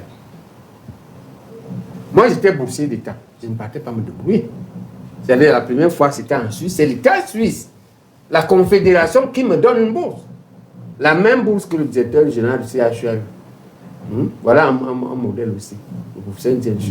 Oui. La même bourse que mon ami King, chez qui je pars samedi consulter le malade à Limbe. Il a sa clinique. Il est un grand médecin de ce pays. Maintenant, il s'installe à privé à sa retraite. C'est la même bourse. On est très nombreux qui avons eu la même bourse. De cette bourse-là. Donc moi, j'étais boursier. Oui. Mais ça ne change rien. Le principe fondamental, c'est que ce soit la bourse, que ce soit la famille qui a cotisé, de toute façon, vous alliez en temps normal. Sauf lorsque c'est un projet de prostitution, de dépravation cachée.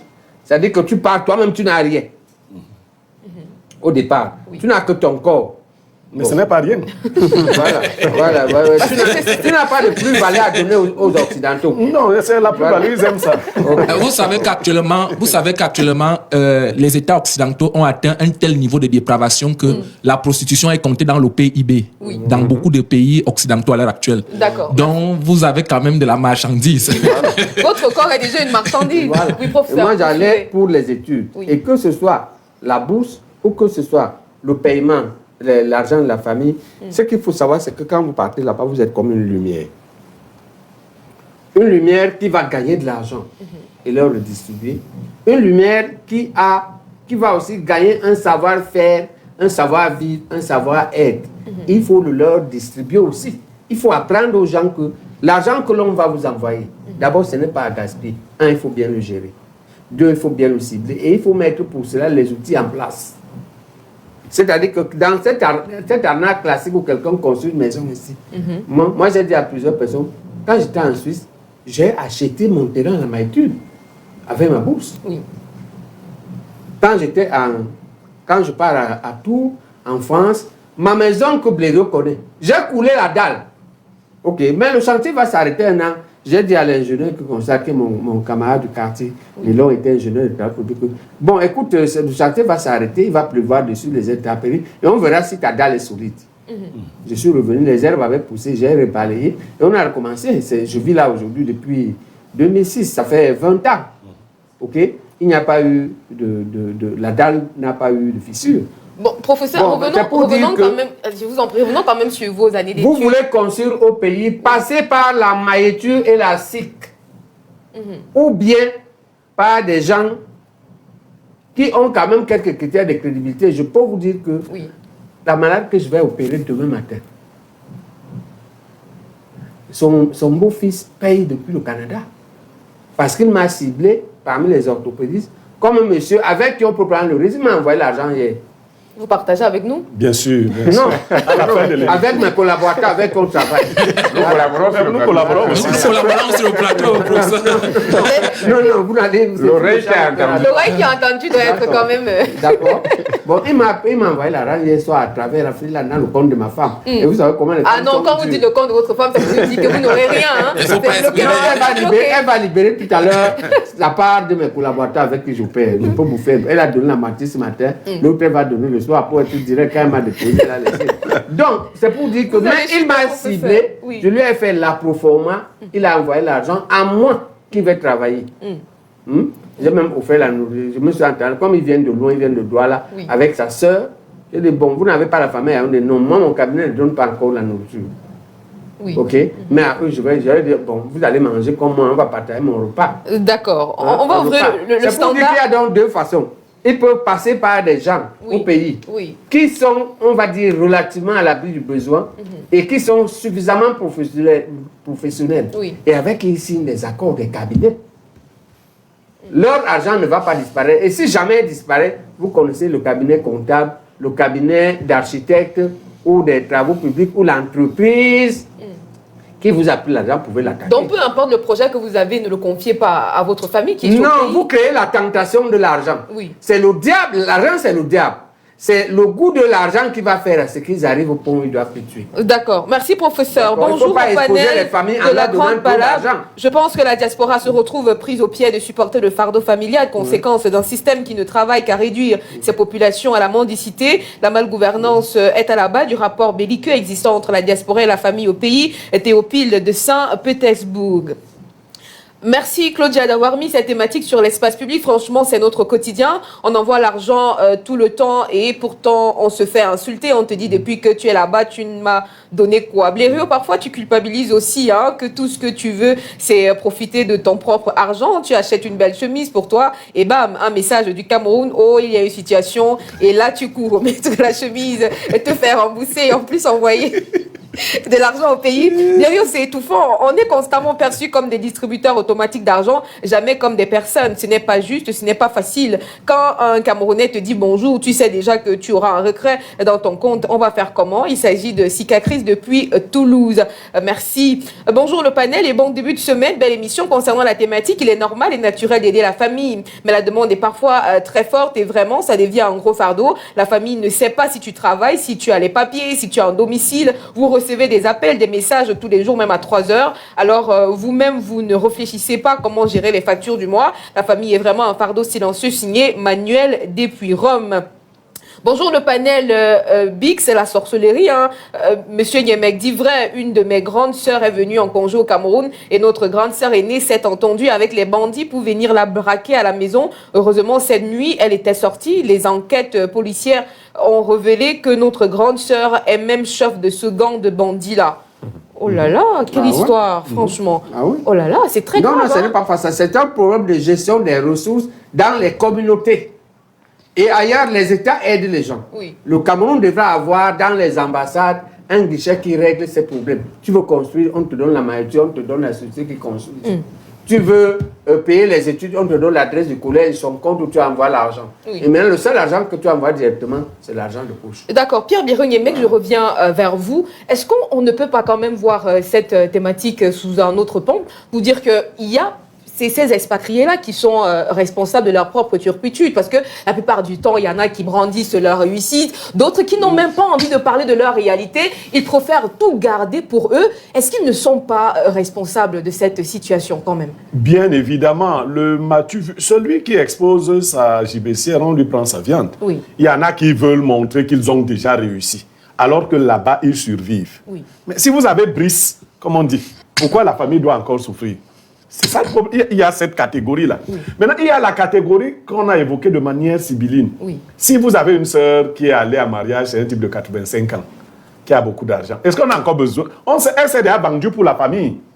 Il faut qu'on mange. Il y a des blancs qui arrivent ici, toi-même, tu vois que ta sœur s'est vendue. Mais quand tu t'es vendu, on ne va plus t'économiser. Tu ne t'es pas économisé toi-même.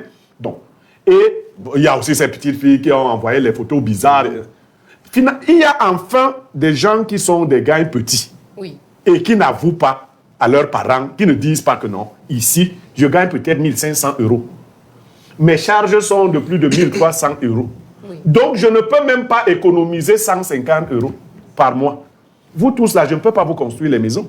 Après un trimestre, je peux envoyer 500 € pour tout le monde. Ça, c'est la réalité. Il ne faut pas qu'on croie que tous ceux qui sont partis là-bas sont riches. Parce que vous poussez aussi les membres de vos familles à entrer dans les gangs. Parce que même là-bas, il y a les gangs. Vous ne savez pas ce que votre frère fait. Vous voyez un gars, il vient ici avec les locks un peu de gens qui fument derrière les choses qui ne sortent pas la tête. Il a beaucoup d'argent. Il dit qu'il chante. Il chante quoi? Quand il est ici, il ne peut pas aller dans... Il ne chante pas. C'est qu'il y a le truc dans le cerveau.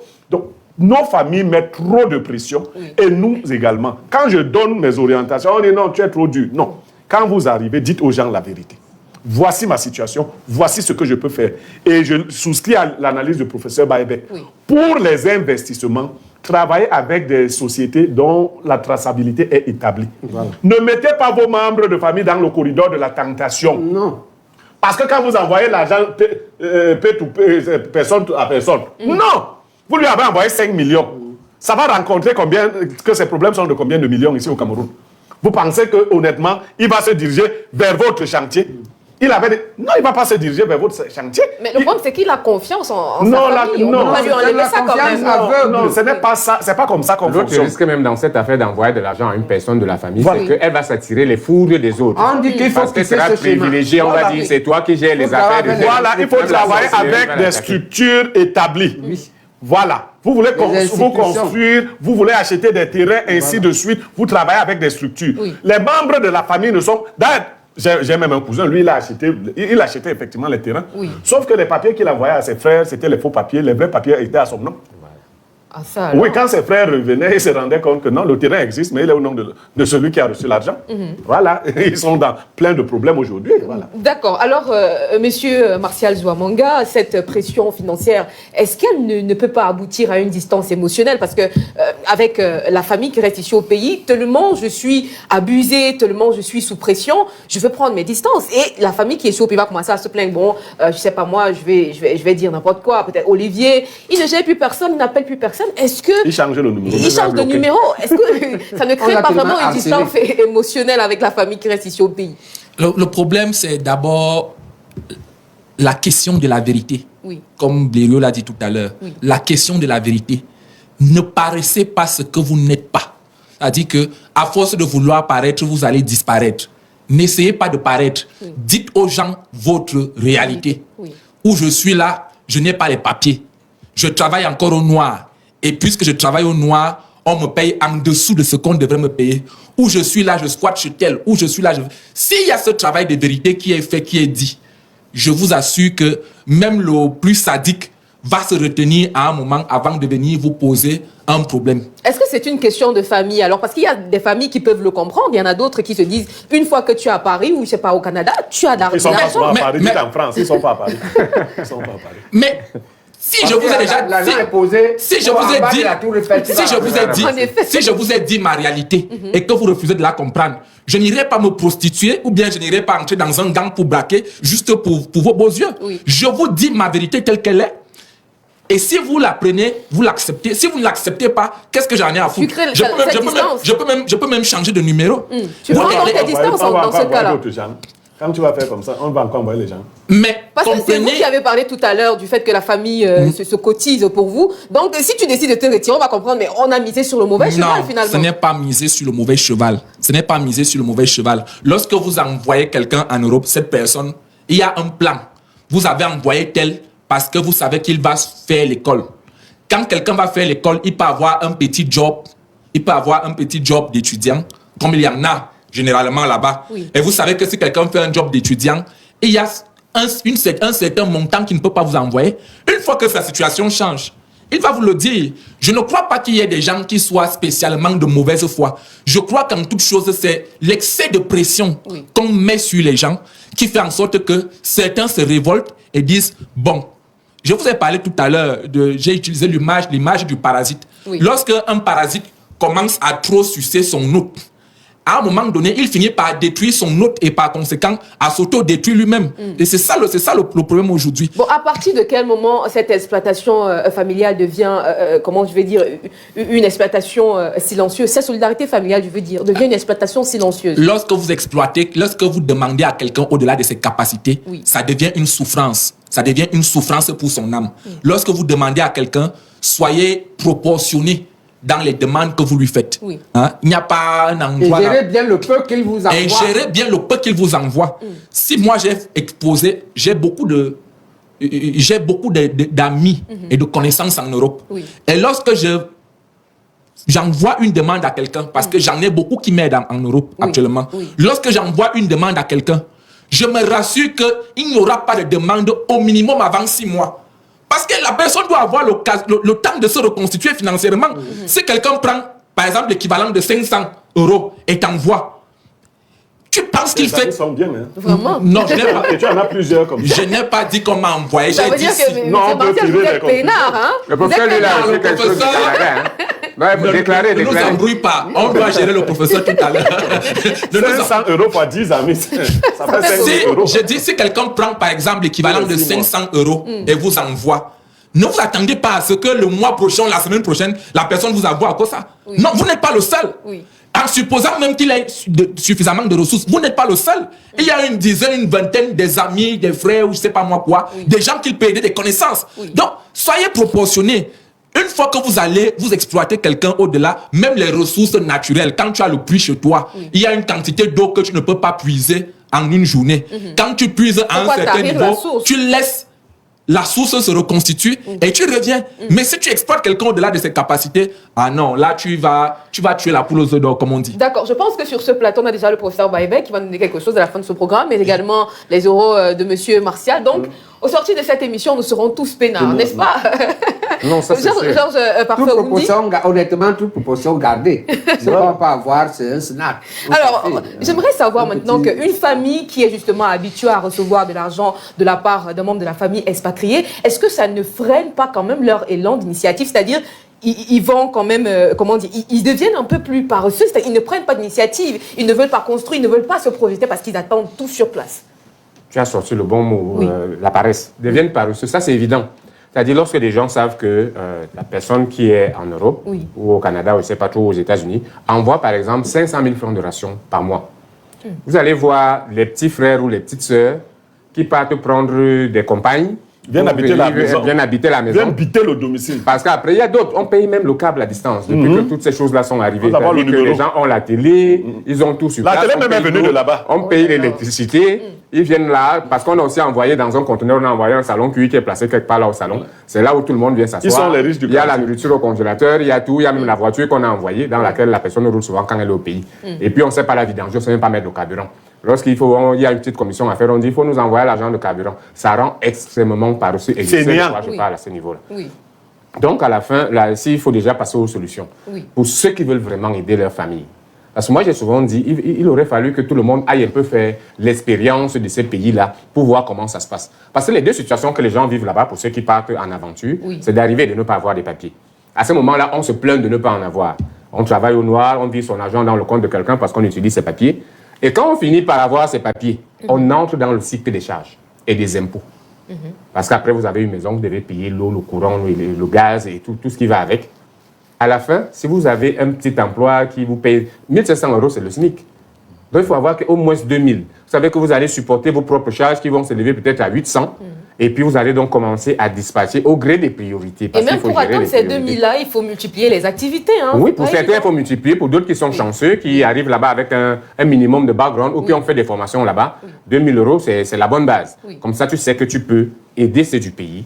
Et puis, il faut que les gens enlèvent ce système d'aide. En fait, l'aide à ce niveau-là est comme l'aide que nos États reçoivent. Vous ne pouvez pas être là à ne rien entreprendre, à attendre que quelqu'un va m'aider pour manger, quelqu'un va m'aider pour régler les factures. Entre-temps, vous-même, vous êtes au pays, vous n'avez aucune initiative. Parce qu'il y en a d'autres à qui on a même adressé des projets. C'est-à-dire, il y a un frère qui se lève, qui dit « Bon, aujourd'hui, j'ai pensé que je vais prendre un exemple comme ça, je vais faire dans le taxi. Le Mbengue s'est investi pour lui acheter une voiture. Parce que parfois, maintenant, avec la douane qui coûte un peu plus cher, là, on préfère acheter une voiture sur place que d'envoyer une autre parce que ça va coûter plus cher encore. On achète une voiture et vous allez voir ce monsieur-là qui est assis, le taxi est garé dehors, puisqu'il sait que la maison dans laquelle il habite, il ne paye rien, il mange. Le Mbengue se gère, il a son taxi. Parfois, il finit par vendre le taxi et tout le monde se retrouve dans la dèche parce qu'il n'aide personne. Donc, à la fin, moi, je dis, si j'avais un conseil à donner aux Mbengue, c'est vraiment de régler les priorités, c'est-à-dire les véritables problèmes. Et puis pensez à vous-même parce qu'on va là-bas pour revenir. Et lorsque vous revenez, il est mieux que vous ayez une activité qui va vous faire vivre vos derniers jours ici sans rien demander à personne. Parce que ces gens que vous aidez aujourd'hui, personne. Mais alors, personne, dans 90% des cas, et même peut-être plus, personne, tout le monde va vous regarder de travers parce qu'on sait que lorsque vous descendez de l'avion, soit à Douala, soit en Simalène, vous avez des valises d'argent qui vont vous permettre de vivre. La preuve, c'est que lorsque les Mbenguistes d'autres arrivent ici, qui ne partent plus dans les maisons familiales, prennent des appartements meublés ou quoi, toute la famille vient encore les envahir parce qu'on sait que le temps du séjour, c'est la belle vie. On va au bar, on sort, on mange, on boit tous les jours. Oui, les Mbenguistes même ça. Et c'est ce qui pousse les gens à souvent croire que... On parlait de langage de vérité tout à l'heure. On a toujours l'impression que ceux-là ont beaucoup. Parfois, ils n'ont pas grand-chose. Hein. D'accord. Professeur, il nous reste 2 minutes, mais je souhaite quand même qu'on parle de cette catégorie d'expatriés-là qui décident délibérément de ne vraiment pas aider la famille ici au pays. Qu'est-ce qu'on doit dire d'eux? Je pense qu'il ne faut pas faire comme ça. Oui. Parce que votre vie n'aura pas de sens. Ce qui donne parmi les choses qui donnent le sens à notre vie, l'une des plus importantes est le sentiment d'avoir influencé, impacté positivement pour le bien-être ou bien le progrès ou l'équilibre des autres. Oui. Et dans l'échelon des autres, les plus proches, c'est la famille. Faites l'effort, mais il faut réactiver votre investissement. Faites l'effort d'investir sur des choses et des individus de votre famille qui ont un potentiel ou un passé d'activité rentable. Ça veut dire qu'on doit donc choisir les gens qu'on est dans la famille. On investit sur les enfants les plus disciplinés, les plus intelligents. C'est eux qui payent la scolarité, ne payez pas la scolarité tout le monde. On va dire jusqu'à un certain niveau, payer pour tout le monde jusqu'au CP. Mais après, le CP, il a de quoi se battre. C'est-à-dire que quand tu as le CP, tu peux être taximan. Le CP, mais on a le CP à quel âge, professeur? 14 ans. 14 ans, il paye avoir un taxi. À 14 ans, on n'est pas majeur au Cameroun. Non, 14 ans, il a le CP et il a 2 ou 3 ans pour apprendre la conduite. Et être capable de conduire. Et devenir taximan. Ah, ça alors. Donc, il arrête les études après le CP alors? S'il n'est pas, tu dois investir sur les futurs mathématiciens, sur les futurs docteurs. Votre famille doit avoir et les docteurs et les ingénieurs. D'accord. Après, quand il faut choisir, il ne faut pas investir à l'aveugle. Après, quand on quitte le pays étant déjà radin, ce n'est pas parce que vous êtes déjà un expatrié que voilà. Non, mais il ne va pas donner par généreux. Parce que c'est ce défaut-là qui le propriétaire est radin et méchant. Il est les deux. Il est radin et méchant. Et il verra que va lui dire que quand on est vieux, on vit de la reconnaissance. D'accord. Bonjour Madame Claudia, merci pour cette thématique. Vivant en Europe depuis plusieurs années, je peux dire sans me tromper, l'aide à la famille est un poison silencieux et un poids pour la diaspora. Gervais depuis Rome. Rebonjour Madame Claudia, étant considérée comme composante de la diaspora camerounaise, ce sujet me touche énormément. Pour ma part, aider ne signifie pas envoyer 10, 20 euros comme les gens veulent faire croire. Aider, c'est bien. Aider, c'est bien, mais bien aider, c'est mieux. Que nos familles qui sont restées cessent de penser à nous, cessent de penser que nous sommes des banques, mais qu'ensemble, main dans la main, faisons des grands projets pour sortir de cette situation et qu'elles cessent de penser que c'est nous qui devons... C'est nous que nous envoyons, c'est pas grand-chose. Ce que nous envoyons n'est pas grand-chose, mais c'est beaucoup de sacrifices au quotidien de la part de la diaspora. Il s'agit de Gaël depuis Rome. Il faut dire que la ville, l'Italie était très bien représentée ce matin. Mince, vous balancez des montants, hein, 500 euros, 500 000, ça me fait juste rire. Moi, si tu me dis même pas bonjour maintenant, je te bloque. Il faut arrêter. Le monsieur en gris fait son atalakou avec les gens qui lui envoient de l'argent. Moi, je ne fais plus ça. 800 euros, c'est pour les charges.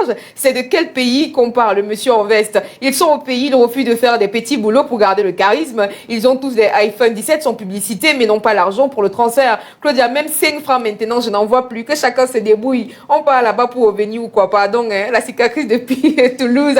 Et c'est avec ce message que nous allons refermer cette émission. Merci à vous, Martial Zouamanga. Merci à Pierre Bireniemek, Georges Parfum-Oundi. Ça a été un plaisir. Professeur Jean Baébek, on va se retrouver vendredi, j'espère. Hein? Vendredi? Oui, parce que samedi que je vais à Limbe. D'accord. Je salue d'ailleurs aussi les gens de Limbe. D'accord. Changez d'agence de voyage, je vous en prie, parce qu'on a déjà compris que de l'autre côté, ça se passe très bien. Allez-y voir de l'autre côté si c'est également pareil. Hein? C'est un conseil. Chers téléspectateurs, on se retrouve... qui se bat aussi. On se retrouve demain à partir de 10h pour une nouvelle thématique. Je vous souhaite de passer une excellente semaine et surtout, n'oubliez pas, appelez-moi la grande Claudia. Au revoir.